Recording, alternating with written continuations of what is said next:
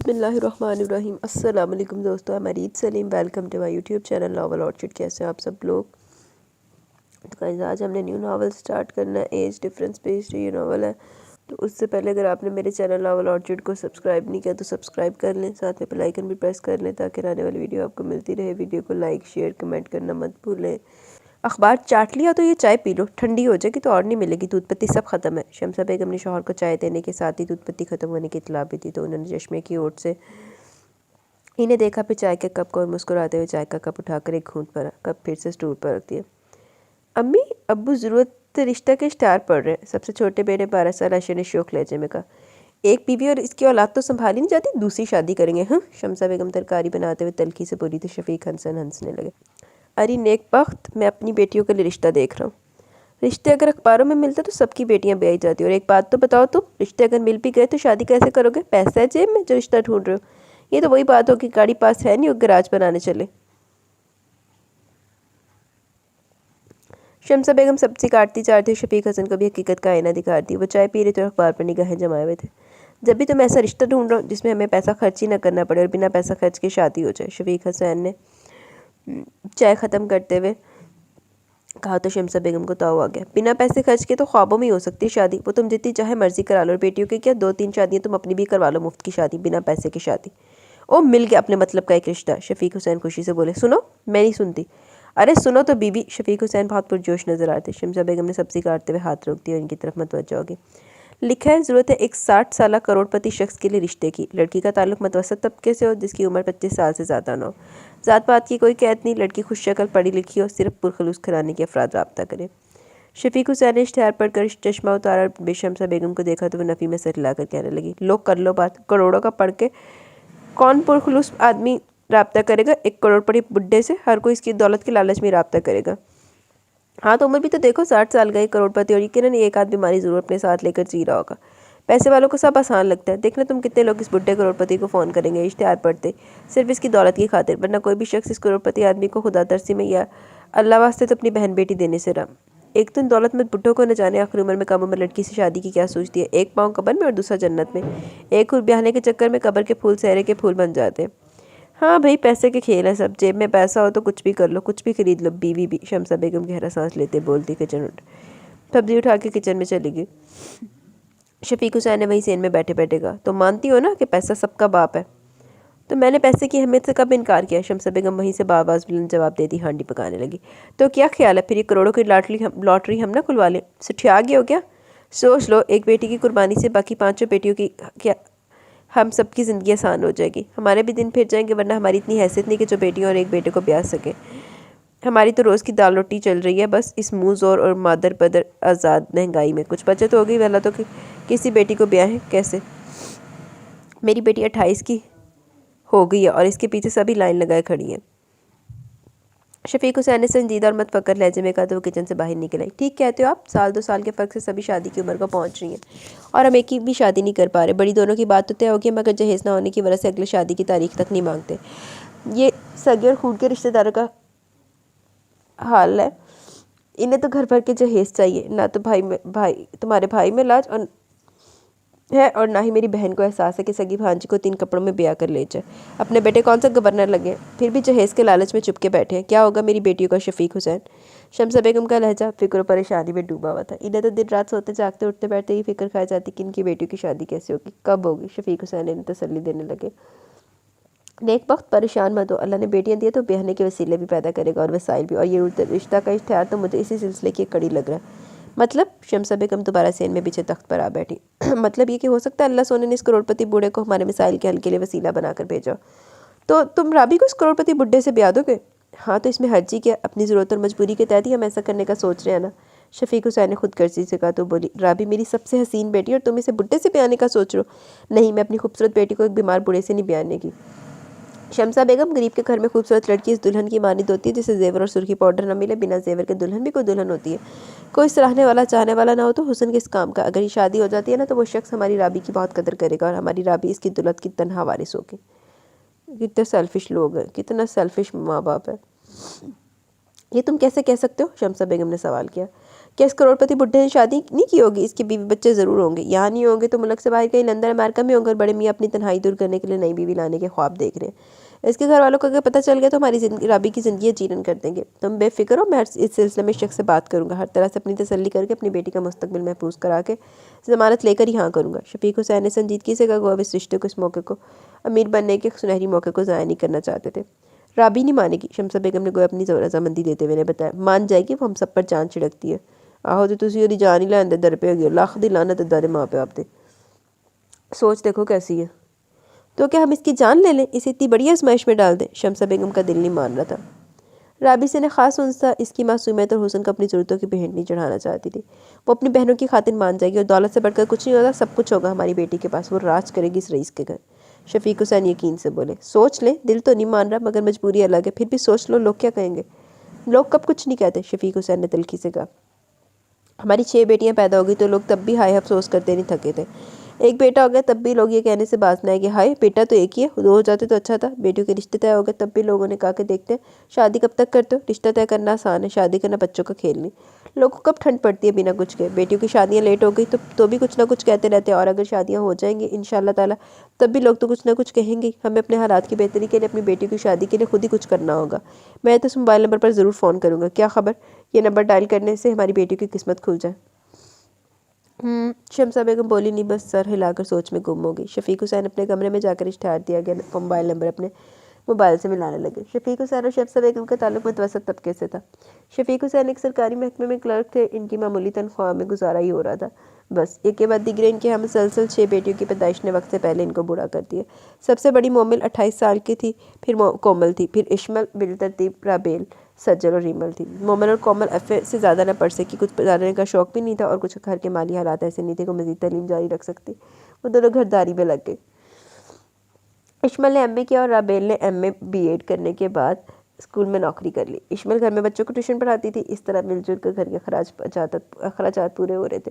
थोड़े पैसे बचाकर शमसा बेगम ने मोमिल और कोमल के लिए कुछ बर्तन, बिस्तर, चादरें वगैरह खरीद रखी थी जो जहेज़ के लिए इंतहाई नाकाफ़ी थी। सज्जल और रीमल एमए और बीए कर रही थी। सबसे छोटा 12 साल अशर हुसैन 9वीं जमात में था। बहुत ज़हीन और शरारती बच्चा था वो। शफीक हुसैन को इससे बड़ी उम्मीदें थी, इनका सहारा बनेगा, इनका बोझ बांटेगा। शफीक हुसैन 7 मरले के घर के मालिक थे। बस ये आसरा बहुत बड़ा था इनके लिए। छत तो इनकी अपनी है। 2 मंजिला घर में कुल 9 अफराद सुख शांति से रह रहे थे, लेकिन बेटियों की शादी सबसे बड़ा मसला था इनके लिए। शफीक हुसैन ने मोमिल का रिश्ता अपने बड़े भाई के बेटे गुफरान से तय किया। 3 साल पहले गुफरान की कपड़े की दुकान थी, मैट्रिक पास था। गुफरान मोमिल को पसंद करता था। जब इसके माँ बाप इसका रिश्ता लेकर शफीक हुसैन गए थे, लेकिन शादी धूमधाम से करने का कह गए थे कि इनके बेटे की दुकान खूब चलती है तो बीवी भी ऐसी हो जो खूब जहेज़ लेकर आए। और कोमल की मंगनी इसके खाला के बेटे मुराद से 4 साल पहले हुई। तब मुराद की नौकरी नहीं थी, 2 साल पहले पुलिस में भर्ती हुआ था। शादी के लिए इसकी माँ को घर भर के जहेज़ चाहिए था। इसका कहना था कि मुराद इसका इकलौता बेटा, 4 बहनों का भाई, वो घर बना रहा, मेहनत की कमाई लगा रहा, तो इस घर को इसके दुल्हन के जहेज़ से ही सजाया जाएगा। अगर कोमल इनकी शर्त और ख्वाहिश पूरी नहीं कर सकती तो मुराद के लिए कोई और लड़की देख लेंगे। मुराद को कोमल से मोहब्बत थी, जब भी वो माँ को दूसरी लड़की देखने से रोके हुए था, लेकिन इसकी अपनी ख्वाहिश भी यही थी कि इसकी बीवी इतना जहेज़ तो लाए कि इसे घर को सजाने के लिए अलग से रकम का बंदोबस्त ना करना पड़े। कोमल ने मुराद से बात की तो उसने बेधड़क कह दिया, अम्मी ने ऐसा गलत क्या कहा है कोमल? देखो मियाँ बीवी दोनों ही मिलकर घर चलाते। इस महंगाई के दौर में एक अकेला मर्द कितना कमा सकता है? मैं तो घर बना रहा हूँ, तुम घर का सामान जहेज़ में ले आओ। फिर तो मैं नहीं सारी ज़िंदगी तुम्हारी जिम्मेदारी उठानी है, नौकरी थोड़ी करवानी है तुमसे, और जहेज़ तो हर लड़की लेकर आती है। मैंने तुम्हारी मोहब्बत में अम्मी को रोके हुए हूँ, वरना अम्मी तुम्हें हमारी मंगनी तोड़ के मेरे लिए किसी अमीर लड़की घर की लड़की ढूंढने का इरादा रखती है ताकि हम घर भर के जहेज़ लाए। अमीर लड़की ने तेरे वगैरह मुँह लाना, बेगैरत रू। और कोमल अपना समूह लेकर रह गई। माँ और बहनों को भी मुराद के आला ख्यालात से आगाह किया तो इन सबको भी बहुत दुख और परेशानी ने घेर लिया। लड़कियों के रिश्ते तो आते थे मगर माली हैसियत कम होने के बायस तय नहीं हो पाते थे। यही हालात मसाइल थे जिन्होंने शफीक अहमद को इस करोड़पति बुड्ढे से रब्ते करने पर मजबूर कर दिया। राबेल ने सुना तो सख्ते में रह गई। शमसा बेगम, मोमिल और कोमल ने इसे घर के हालात बताए, मसाइल मजबूरियों का बताकर समझा बुझाकर इस रिश्ते के लिए आमादा कर ही लिया। इसकी दिली ख्वाहिश और दुआ थी कि वो अपने घर वालों के लिए कुछ कर सके, इनकी ज़िंदगियों में खुशी और आसानी ला सके। तो थोड़े पसोपेश के बाद इस रिश्ते के लिए राज़ी होगी। शफीक हुसैन तो इस करोड़पति बूढ़े से मिलकर बेहद खुश और मुतमिन थे। राबेल की तस्वीर वो साथ लेकर गए थे। इस करोड़पति बूढ़े ने, जिसका नाम ईसा अलवी था, ने राबेल को पसंद करते हुए इससे मिलने की ख्वाहिश जाहिर करती थी। इन्होंने शफीक हुसैन को फ़ोन करके कहा और शफीक हुसैन इनसे बात करते जो मसरत से मोबाइल ऑफ किए बिना ही राबेल से बात करने चला, ये जाने बिना कि ईसा अलवी इनकी बातें सुन रहा है अपने सेल फ़ोन पर। राबेल बेटी, वो मिलना चाहते हैं तो? राबेल ने सवालिया नज़रों से देखा। तो वो यहाँ नहीं आना चाहते? हाँ ज़ाहिर अब्बू, वो दौलतमंद लोग हैं, यहाँ गरीब मोहल्ले में आएंगे तो इनकी शान नहीं घट जाएगी। राबेल ने स्कूल की कापियाँ चेक करते हुए तल्खी से कहा। नहीं बेटी, बात यह कि इनका ख्याल है कि लोग बातें बनाएंगे, हमारी इनसे बात बने ना बने, लोगों को बातें बनाने का मौका मिल जाएगा, इसलिए वो चाहते हैं कि हम इनसे इनके घर जाकर मिलें। शफीक हुसैन ने तफसील से बताया। तो आप और अम्मी इनसे इनके घर जाकर मिल लें। बेटी हमारे साथ तुम भी चलो, क्योंकि वो तुम्हें देखना चाहते, तुमसे बात करना चाहते। वाह क्या आन और अना है इनकी कि अपने रिश्ते के लिए एक मिडिल क्लास लड़की के घर नहीं आ सकते, और मुझे क्या इतनी गिरी हुई और बेशरम लड़की समझा इन्होंने कि मैं अपनी नुमाइश के लिए इनके घर खुद चल कर जाऊँ। इन्हें अपनी आन बान शान का इतना ही ख्याल है ना, तो इनसे कहीं कोई और घर देख ले, मैं शो पीस बन कर इनके घर नहीं जाऊँगी। राबेल ने स्पाट लहजे में जवाब दिया। तो कहीं बाहर इनके दफ्तर या किसी होटल में मिलने की तजवीज़ भी है इनकी। शफीक हुसैन ने बेचारगी से कहा। अब वो मतलब इन्हें हमसे, वो खुद चलकर यहाँ ऐसा ही होता कि क्या क्या क्या कि लड़की खुद अपना रिश्ता लेकर लड़के के घर जाती है। बेटी ज़रूरत हमें और प्यासा ही कुएं के पास जाता है, कभी कुआं खुद चल के प्यासे के पास नहीं आता। शफीक हुसैन ने से समझाया। अब मैं इन साहब से किसी दफ्तर होटल या रेस्टोरेंट में या इनके अपने घर में मिलने नहीं जाऊँगी, कह दीजिए इनको। इन्हें मुझसे मिलना है तो शरीफाना तरीके से यहाँ घर आकर मिले, किसी रिक्शा या टैक्सी में बैठ कर आ जाए, बड़ी सी गाड़ी में बैठकर इस छोटी सी गली में आने की ज़रूरत नहीं है, इससे इनकी शान में फ़र्क नहीं पड़ेगा, ना ही लोग बातें बनाएंगे। राहबेल ने संजीदगी से जवाब दिया। ठीक है मैं बात करता हूँ, तुम अपना काम करो, गुस्सा मत करो, इंशाल्लाह सब बेहतर होगा। शफीक हुसैन ने हथियार डाल दिया और कमरे से बाहर निकल के ईसा अलवी ने अपना सेल फ़ोन ऑफ कर दिया और वो मुस्कुरा रहे थे। लड़की तो बहुत खुददार और समझदार लगती है, असूल पसंद, आन अना वाली और मगरूर सी। क्या एतमाद है राबेल शफीक में, मुझे इससे मिलना चाहिए, देखे तो सही क्या चीज़ है ये मिस राबेल शफीक। ईसा अलवी ने खुद कलामी की। अब क्या होगा राबी, तू किसी सूरत अलवी साहब से मिलने को राजी नहीं हो रही। शफीक हुसैन ने सर में उंगलियां फेरते हुए परेशानी से कहा। ठीक ही तो कह रही है राबी, भला वो क्यों जाए इसके घर अपने आप को दिखाने, आखिर इसकी भी कोई इज्जत है। शमसा बेगम ने कहा। मैं नहीं चाहता कि रिश्ता हाथ से निकल जाए, घर आई दौलत को ठुकराना बेवकूफ़ी है, मुझे कुछ सोचना होगा। इनसे राबी की मुलाकात का कोई मुनासिब हल, मैं भी अलवी साहब को फ़ोन करता हूँ। शफीक हुसैन पल में ये जा वो जा। शमसा बेगम पूछती रही कि कहाँ जा रहे, मगर मनसुनी के बाहर निकल गए। बड़ा बगारा था वैसे भाई। वो स्कूल में थी तो चपरासी ने आकर बताया कोई साहब अपनी बच्ची के सिलसिले में इससे बात करने आए। राबेल दुपट्टा सर पर ओढ़कर विजिटिंग रूम में चली आई, जहाँ एक उम्र सीधा शख्स यानी ईसा अलवी मौजूद थे। राबेल ने इसके सरापे पर निगाह डाली। वो 50-55 का ग्रेसफुल बूढ़ा था लगा इसे, जिसकी छोटी दाढ़ी में सफ़ेद बालों की चांदी चमक रही थी। कलमे और सर के बाल भी ग्रे थे, कहीं कहीं से आंखों में गोल्डन फ्रेम वाला कीमती चश्मा लगा रखा था। 3 piece suit, royal blue dots वाली टाई लगाए, स्याह बूट्स पहने, मर्दाना परफ्यूम से महकता ये शख्स राबेल को हुलिये से दौलतमंद महसूस हुआ। अस्सलाम वालेकुम, राबेल ने देखते हुए सलाम किया। वालेकुम अस्सलाम, ईसा अलवी ने बगौर से देखते हुए दिलकश लहजे में जवाब दिया। तशरीफ़ रखिए। शुक्रिया। ईसा मुस्कुराते हुए सोफे पर बैठ गए। राबेल भी सिंगल सोफे पर बैठ गई। सफ़ेद शलवार और नीली लंबी कमीज़, दुपट्टे में मेकअप से मुबर्रद चेहरे के साथ वो अपने गुलाबी मल सफ़ेद रंग में दिलकश नैन नकूश लिए ईसा को तस्वीर से ज़्यादा हसीन लगी। बुढ़े दी लॉटरी निकल आई, होर उनकी चाहिए। जी फरमाइए, राबेल ने इससे आने का मकसद पूछा। आप मिस राबेल शफीक है ना, इसमें तस्दीक चाहिए। जी हाँ, और आप अपनी बच्ची के एडमिशन के लिए आए हैं। जी नहीं, मैं रिश्ते के सिलसिले में बात करने आया। एक्सक्यूज़ मी, आप गलत जगह आ गए, ये स्कूल है, मैरिज ब्यूरो नहीं। राबेल ने इसे तहैयर से देखा। मेरा नाम ईसा अलवी है, इसने तारुफ करवाया। तो इसके अंदाज में इस्तेजाब था। आपको मेरा नाम सुनकर कुछ याद नहीं है? क्या याद नहीं है? यही कि मेरे और आपके रिश्ते की बात चल रही है। ओह आई सी, तो आप हैं वो करोड़पति साहब जो अपनी दौलत के बल पर जवान बीवी चाहते हैं। राबेल बुरी तरह चौंकी भी फ़ौरन संभल कर बोली। आप ऐसा क्यों कह रही हैं? वो अपनी जगह पर पहलू बदलता इसकी बदगुमानी पर कूड़ा था। आपको मेरे बारे में ऐसा कहने का कोई हक नहीं मिस राबेल। मैंने आपके पेरेंट्स से रब्ता नहीं किया, आपके वालिद साहब ने मुझे फ़ोन किया मुझसे मिलने के लिए, मेरे घर तशरीफ़ लाए थे बिना आपकी तस्वीर के। तो तस्वीर देखने के बाद मुझसे मिलने का ख्याल क्यों आया आपको? जानना चाहता हूँ कि इस रिश्ते के लिए आप पर दबाव तो नहीं है? ईसा ने संजीदगी से पूछा। क्या आपको मुझसे सवाल पूछना चाहिए? राबेल का लहजा चुपता हुआ था। आपको अच्छी तरह से जानते हैं कि आपसे जो भी शख्स आपके इस अखबारी इश्तिहार के सिलसिले में रब्ता करेगा, वो अपनी ही किसी गर्ज, ज़रूरत और लालच के तहत ऐसा करेगा। मेरे वाले साहब ने भी अपनी गुर्बत की वजह से, अपनी मजबूरी की वजह से आपसे रब्ता किया, क्योंकि इन्हें लगता है कि अगर इनकी बेटी की शादी आपके साथ हो जाए तो आपकी दौलत से इनके बिगड़े काम भी समझ जाएंगे। हम 6 बहनें और एक छोटा भाई, बड़ी बहनों की मंगनी हो चुकी है, शादी इसलिए नहीं हो पा रही कि उसके ससुराल वालों को घर भर के जहेज चाहिए।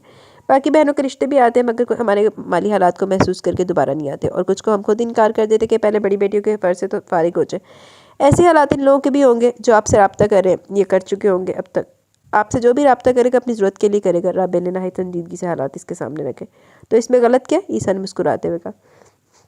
हम सब नज़रिया ज़रूरत के तहत ही रोज़ जी रहे हैं, एक दूसरे से हम अपनी अपनी ज़रूरत के हिसाब से ही ताल्लुक़, रिश्ते नाते जोड़ते हैं। ये दुनिया तो कुछ ले और कुछ दो के असूल पर ही चल रही है। गिव एंड टेक ही राइज है हमारी सोसाइटी में, एक हाथ दे एक हाथ ले, इसी फार्मूले पर कारोबार हयात चल रहा है। हम सब अपनी गर्ज के बंदे, अपनी अपनी ज़रूरतों के मोहताज, अपने अपने फ़ायदे के ख्वाहिशमंद। एक अकेला आदमी कुछ नहीं कर सकता।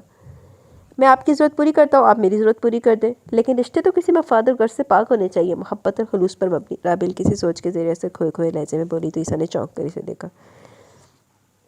मोहब्बत और खलूस के सिक्के दिल के बाज़ार में चलते हैं मिस राबेल, और हमारे यहाँ दिल कहाँ है? दिल की जगह तजोरी है जिसमें वफाद और गर्ज के सिक्के जमा होते हैं। दौलत के लिए दिल के सौदे हो जाते हैं और दौलत के लिए मोहब्बत में धोखे भी दिए जाते हैं। खैर छोड़ो इस बहस को, मैं जानता हूँ मुझसे जो भी रब्ता कर रहा है शादी के सिलसिले में मेरी दौलत के लालच में ही कर रहा है, तो किसी को तो और क्या देखना परखना है। मुझे आपका ही प्रपोजल कबूल है और इंशाल्लाह हम इसी जुमे को शादी करें। आपके वालिद साहब से मैं आज ही बात कर लूँगा, आपको कोई एतराज़ तो नहीं है ना? ईसा ने राबेल के दिलकश चेहरे को देखते हुए मुस्कुराते हुए पूछा था। इसने नफ़ी में सर हिला दिया।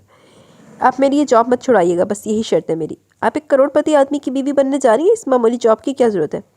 ये मामूली जॉब मेरे घर वालों के लिए बहुत बड़ा सहारा है। राबेल ने उठते हुए से देखा, वो भी उठ खड़ा हुआ। आपके घर वाले अब मेरी जिम्मेदारी होंगे। एहसानात का इतना बोझ मेरे कंधों पर मत डालिएगा कि मैं आपके सामने सर न उठा सकूं और ना आपसे नज़र मिला सकूं। राबेल ये कहकर तेजी से कमरे से बाहर निकल गई। जानता हूँ एक इंसान के लिए इसकी सेल्फ रिस्पेक्ट इतनी ज़रूरी होती है। वो खुद कलामी करते हुए मुस्कुरा दिया और मुतमिन होकर वहाँ से चला है। शफीक हुसैन और शमसा बेगम की तो सचमुच लॉटरी निकल आई। इन्होंने अपने बहन भाई को बेटियों की शादी की तारीख दे दी थी और जहेज़ का इंतज़ाम ईसा ने कर दिया। 15 दिन बाद कोमिल और मोमिल की शादी थी और राबेल की शादी नहायत सादगी से घर वालों और कोमिल और मोमिल के ससुराल वालों यानी खाला और ताया की फैमिलीज़ की मौजूदगी में होगी। इन्हें उम्र रसीदा शख्स से होने वाली शादी पर हैरत तो बहुत हुई, मगर जब पता चला कि मोमिल और कोमिल को घर भर के जहेज़ दिया जाएगा तो उनकी बोलती चुप बंद हो गई। ईसा लॉज 2 कनाल की वसी और अरीज बंगला किसी महल से कम न था। राबेल सुर्ख रूसी जोड़े में 1 मिनट यार किधर है? सुर्ख अरूसी जोड़े में अरूसी ज़ेवरात से और शानदार मेकअप में अप्सरा लग रही थी। ईसा लॉज में एक उम्र रसीदा खातून अनामी ने इसका स्वागत किया।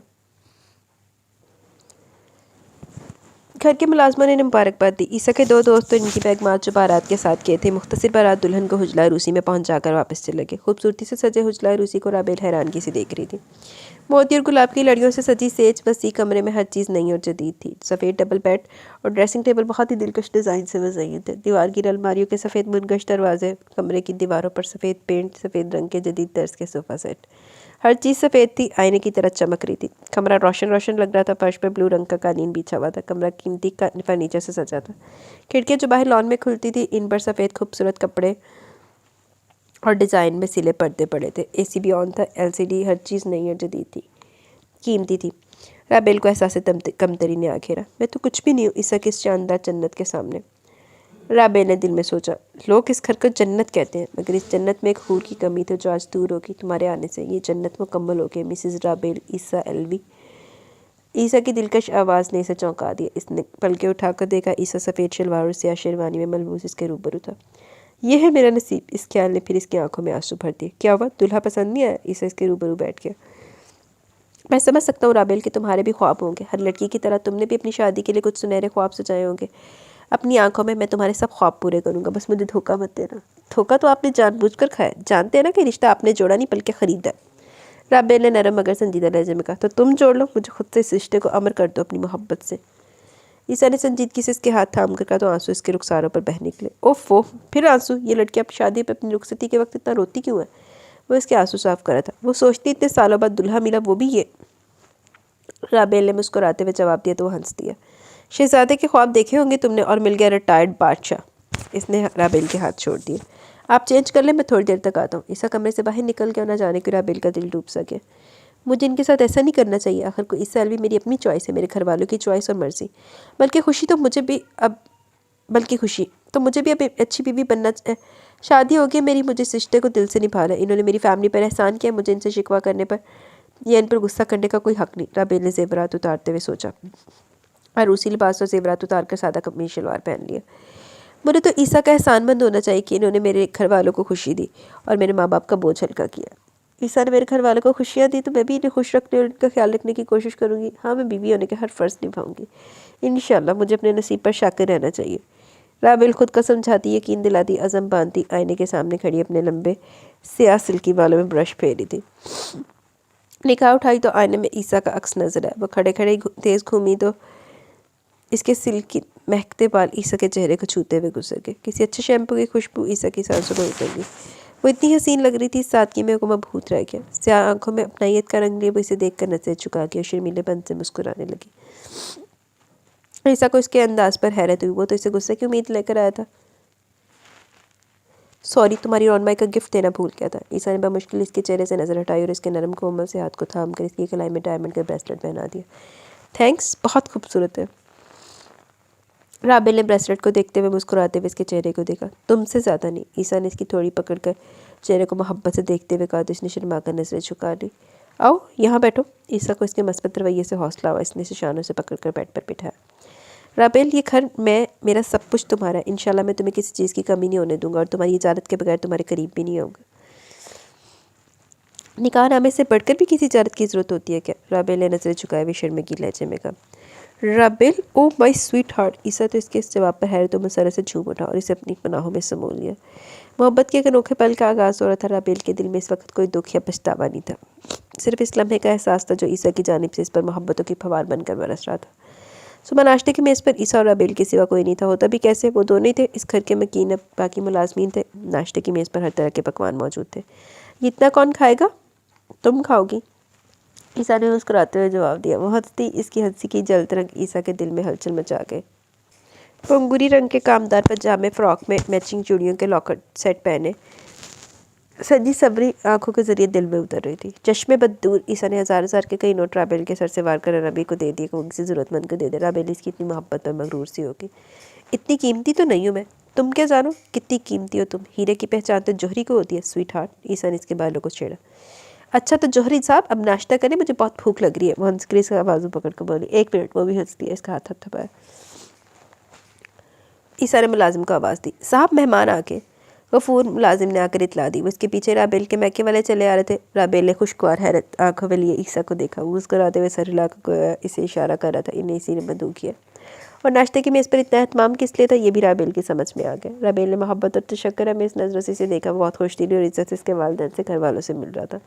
वो भी सबसे मिलकर बहुत खुश हुई। सब ने इकट्ठे नाश्ता किया और बहुत देर तक वो सब बातें करते रहे। ईसा लाज का चप्पा चप्पा इन्होंने देखा और सब हंसी खुशी वापस लौट गए।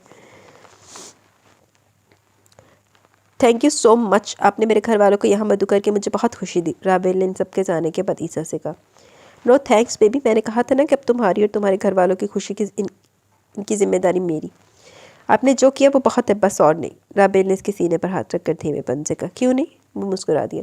मैं कोई एहसान नहीं करा तुम्हारे घर वालों पर। एहसान तो उन्होंने मुझ पर किया, अपनी इतनी हसीन और जमील खूबसूरत और बाहिया बेटी को मुझसे ब्याह कर। वरना मुझ बीमार बूढ़े को इस उम्र में कौन अपनी बेटी देता? बहुत से लोग दे देते, जैसे मेरे माँ बाप ने दे दी। और ये बीमार वाली बात क्यों कही आपने? आप बीमार है क्या? वो फिक्रमंद हुई इसके बीमार होने का सुनकर। अरे नहीं बेबी, बुढ़ापा तो खुद एक बीमारी है। वो हंस दिया। नहीं, आप मुझसे कुछ छुपा रहे हैं। आपने नाश्ते में भी सिर्फ जूस और एक स्लाइस लिया था बस। वो खालिस बीवी वाले अंदाज में बात करती से मुतासिर कर रही थी। अच्छा, तो आप हमारे खाने पीने पर भी नज़र रखे हुए थी? जी, इसलिए अब जो भी करिएगा सोच समझ कर करिएगा, क्योंकि अब आपकी हरकतों पर नज़र रखने वाली आ गई है। राबेल ने मुस्कुराते हुए शौक लहजे में कहा। वो हंस पड़ा। मुझे छोड़कर तो नहीं जाओगी ना? जीते जी तो नहीं। राबेल ने इसके सीने पर अपना सर रख दिया। लहजे में प्यार था, खलूस और सच्चाई थी, जिसे महसूस करते हुए ईसा ने इसे अपनी बाहों के हल्के में ले लिया। और मरने में तुम्हें नहीं दूंगा। अच्छा जी। वो हंसी। हाँ जी।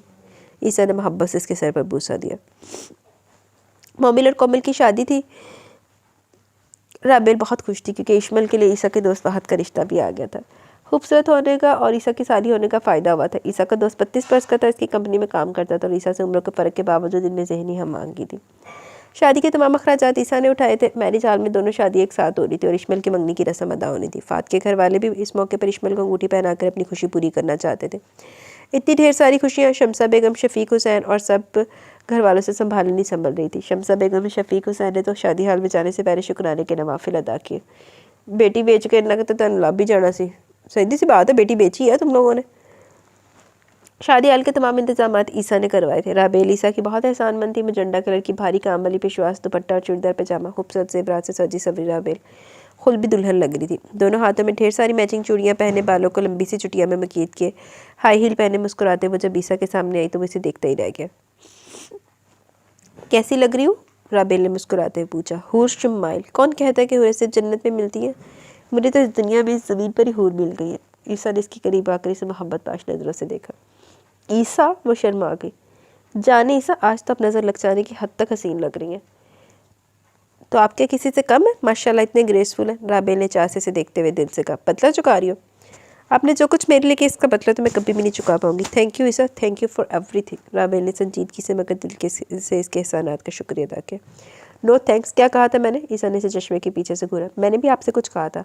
अच्छा चलो तुम्हें देर हो रही है, वहाँ शादी में सब तुम्हारा वेट कर रहे होंगे। ईसा ने नरमी से बात बदल दी। हाँ मगर आप तो तैयार हो जाए। सॉरी बेबी, मैं तुम्हारे साथ नहीं जा रहा, तुम्हें ड्राइवर छोड़ आएगा। ईसा ने अपना चश्मा उतार कर उंगलियों की पोरों से आंखों को सहलाया। मगर क्यों? राबेल ने तहैयर मेरे नज़रों से देखा। समझा करो बेबी, वहाँ तुम्हारे ख़ानदान के सब लोग मौजूद होंगे, वो तुम्हें देखकर तुमसे बात करेंगे, लेकिन अगर मैं तुम्हारे साथ किया तो वो लोग 100 बातें बनाएंगे, और मैं नहीं चाहता कि तुम्हें तुम्हारे घर वालों को मेरी वजह से कुछ सुनना पड़े। खुशी के इस मौके पर तुम्हें दुख पहुँचे। वो टिश्यू पेपर से अपना चश्मा साफ करते हुए इसे हकीकत से आशना करता है, इसका ख्याल और एहसास करते इसे अपने दिल के बहुत बेहद करीब महसूस हुआ। लोग कब बातें नहीं बनाते, बस आप चल रहे हैं मेरे साथ, जिद नहीं करते स्वीट हार्ट। ईसा ने चश्मा लगा कर इसे देखा। तुम जानती हो ना कि मैं ऐसा क्यों कह रहा हूँ? क्या कहेंगे वो सबकी दौलत के लालच में बूढ़े से ब्याह दे तुम्हें। वैसे भी तुम्हारे साथ मुझे देखकर यही कहेंगे ना कि देखो हूर के पहलू में लंगूर। ईसा, वो तड़प कर बोली। आंखों में बेख्तियार आंसू आ गए। ठीक ही तो कह रहा हूँ, वो हंसा। किसने कह दिया आपसे कि आप हमेशा ठीक ही कहते हैं? आप शौहर है मेरे, आपको कोई हक नहीं मेरे शौहर के बारे में ऐसी फजूल बात करने का। आप अपनी नहीं मेरी भी इंसल्ट करें। अगर मैंने दिल से आपको कबूल कर लिया तो। वो मजीद बोल ना सकी, आंसू गले में फंस के थे। ईसा बेचैन हो गया। Rabel, I am really sorry, please रो नहीं। इसने इसके आंसू पहुँचे। प्लीज़ स्वीट हार्ट, नाराज़ ना हो, मेरी बात समझो। तुम सबको किसी मुश्किल या उलझन में नहीं डालना चाहता। तुम कह देना सबसे कि मैं मुल्क से बाहर गया हूँ, बाद में सबसे मिल लूँगा, लेकिन ये मौका मुनासिब नहीं। Please try to understand. वो बहुत प्यार से इसे समझा रहा था, वो भी इसकी बात समझ रही थी। वो कितना केयरिंग था, कितना मुखलिस था, इसकी सोच और उम्मीदों के बरक्स बहुत नेक दिल था वो। ईसा, इसके लब कप कपाए। कहो मेरी जान, वो मोहब्बत से बोला। माँ सदके चली जाए, कब्र से तेरियां लत्ता तो तेरी मोहब्बतां नहीं मुकदियां पईयां हाले। आई लव यू। राबेल बेख्तियारी से लिपट गई। ईसा को अपनी समातों पर यकीन नहीं आ रहा था, इसके कोमल वजूद का एहसास भी इसे यकीन दिलाने से कासिर था। क्या वाकई राबेल को मुझसे मोहब्बत होगी? मुझ बूढ़े से? कहीं ये मुझे मोहब्बत का फरेब देकर मेरे पास जल्द से जल्द जीत कर मेरी प्रॉपर्टी हथियाने के चक्कर में तो नहीं है? ओ जावे से नहीं मरीजा, फिर ना कर दे बुढ़िया। ये 24 बरस की भी नहीं हुई अभी, और एक 60 बरस के आदमी से मोहब्बत का इजहार करिए? नहीं नहीं, ये सब फरेब है।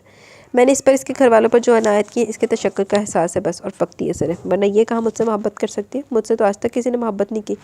मेरी तरफ जो भी लड़की आई, मेरी दौलत की कशिश से मुझ तक लाई है। क्या ये भी इन जैसी होगी? जल्द से जल्द मुझसे प्रॉपर्टी हासिल करके छुटकारा हासिल करने के ख्याल से यहाँ आने वाली, बाद में अपने मनपसंद मर्द से शादी करके ऐश की ज़िंदगी बसर कर सके। ईसा के दिलो दिमाग में ज़िंदगी के तलख्त जज्बात की वजह से खदशा और सवालात उठ रहे थे। यकीन नहीं आ रहा ना आपको मुझ पर? राबेल ने इसके सर रवैये पर खुद से अपनी बेख्तियारी पर शर्मिंदा होते हुए इससे अलग होकर कहा तो वह चौंक गया। नहीं नहीं, ऐसी बात नहीं है, वो सटपटा कर बोला। आपको शक है ना मुझ पर, मेरे खलूस पर? होना भी चाहिए, आखिर लाखों रुपए खर्च किए आपने मुझे बीवी बनाने के चक्कर में। राबी ये बात नहीं है, मुझे तो अपनी किस्मत पर रश्क आ रहा है कि मुझे इतनी हसीन बीवी मिली। वह हैरान था कि इसने इसकी सोचो ख्याल को कैसे पढ़ लिया। मैं चलती हूँ, वलीमे के बाद आ जाऊँगी, आप अपना ख्याल रखिएगा, अल्लाह हाफिज़। राबेल ने इसकी बात नज़रअंदाज करते हुए मुस्कुराकर अपना सूटकेस उठाकर बाहर निकल गई। ओह शिट, ये मैंने क्या कर दिया? ईसा ने बेबसी और गुस्से से मुक्का बनाकर अपने बाएं हाथ पर मारा और सर पकड़कर बेड पर बैठ गया। वो इतनी मोहब्बत से मेरे करीब आई थी और मैंने इसे इसकी पेशकदमी पर शर्मिंदगी और शक से दो चार कर दिया, इसे हर्ट कर दिया। ठीक ही समझी थी राबेल, मैं इसके खलूस पर शक करा था। दिल यकीन करना भी चाहे तो दिमाग माजी के तलख्त जज्बात सामने ले आता। वो बेचैनी इस तरह भी कैफियत में घिरा सोच रहा था। ईसा का कोई कसूर नहीं, वो भला एकदम से कैसे यकीन कर सकते हैं मेरी मोहब्बत और खलूस पर? बहरहाल मैं इनका यकीन और एतबार जीत लूँगी अपनी मोहब्बत और खिदमत से, इंशाअल्लाह। राबेल ने दिल में कहा। खुशी खुशी शादी हाल में दाखिल हुई, सबने से हाथों हाथ लिया, क्योंकि वो एक करोड़पति शख्स की बीवी थी और राबेल अच्छी तरह जानती थी इज़्ज़त इसकी नहीं, इसकी दौलत की हो रही है जो ईसा नबी के नाम से जुड़ी थी, और वो भी इसकी थी। कोमल और मोमिल दुल्हन बनी बेहद हसीन लग रही थी। राबेल इनसे मिलकर स्टेज से नीचे आ गई, जहाँ कोमल की सास इश्मल की होने वाली सास और नंदे भी मौजूद थी। इश्मल भी बहुत प्यारी लग रही थी, पिंक शर्ट और ट्राउज़र में, और दुपट्टे पर नफीस काम किया गया था। ए राबी, तुम्हारा दुल्हा नहीं आया शादी में? खाला ने पूछा। नहीं खाला, वो मुल्क से बाहर गए मैं 1 हफ्ते के लिए, राबेल ने मुस्कुराते हुए जवाब दिया। तुम्हें साथ नहीं ले गए? ताई भी बोली। वो बिजनेस टूर पर गए हैं ताई जान। अच्छा, तो हनीमून का क्या प्रोग्राम है? खाला की बेटी ने शोखी से मुस्कुराते हुए पूछा। वो अमेरिका से लौट आएंगे तो प्रोग्राम बनाएंगे, राबेल ने मुस्कुराते हुए खूबसूरती से बात बनाई थी। राबी, मैंने सुना तेरा दुल्हा बूढ़ा है, मेरा मतलब है उम्र में बड़ा है तुझसे? मामी ने आंखें मटकाते हुए कुरेदा। मामी, मैंने आप सबसे मिलवाऊंगी, पर खुद ही देख लीजिएगा कि मेरा दुल्हा कैसा है, वो मुस्कुरा रही थी। दिन में इस बात ने सुई सी चुभ होती, मगर इसे तो अब मुस्कुराना था, इस रिश्ते को दिल से निभाना जो था। हाँ हाँ, क्यों नहीं, अगर उम्र में बड़ा भी है तो खैर है, मर्द की उम्र कौन देखता है, मर्द की तो दौलत और कमाई देखी जाती है। अब देखो ना, तुम्हारे नसीब से तुम्हारी बहनों के भाग भी जाके। मामी ने मुस्कुराते हुए कहा तो मुस्कुराती हुए आगे बढ़ गई। जहाँ बारात के आने का शोर उठ चुका था, राबेल को इस वक्त ईशा की कमी शिद्दत से महसूस हो रही थी। राबेल ने अपने सेल फोन से ईसा के नंबर पर मिस यू का मैसेज भेज दिया, जिसे पढ़कर ईसा के दिल में कुछ हुआ था, मगर इसने इस ख्याल एहसास को झटक दिया। बारात का इस्तकबाल बहुत शानदार तरीके से किया गया। कबूल जाब की रस्में अदा की गई। मुबारक सलामत का शोर बुलंद हुआ। इश्मल को भी हजरत ज़िया के नाम की अंगूठी पहना दी गई। खुशियों, रंगों और खुशबुओं का सैलाब उमड़ आया। सब घर वालों, करीबी रिश्तों के जगमटे में फोटो सेशन के बाद मोमिल और कोमल को दुआओं, आंसुओं को और कुरान पाक के साए तले रुखसत किया गया। राबिल खुश थी कि इसके फैसले ने इसकी बहनों को सुहागन बना दिया। वो अपने आंसू साफ कर रही थी जब ईसा का फ़ोन आ गया। इसने मुस्कुराते हुए अपने सेलफोन की स्क्रीन पर ईसा का नाम रोशन होते देखा। अस्सलाम वालेकुम।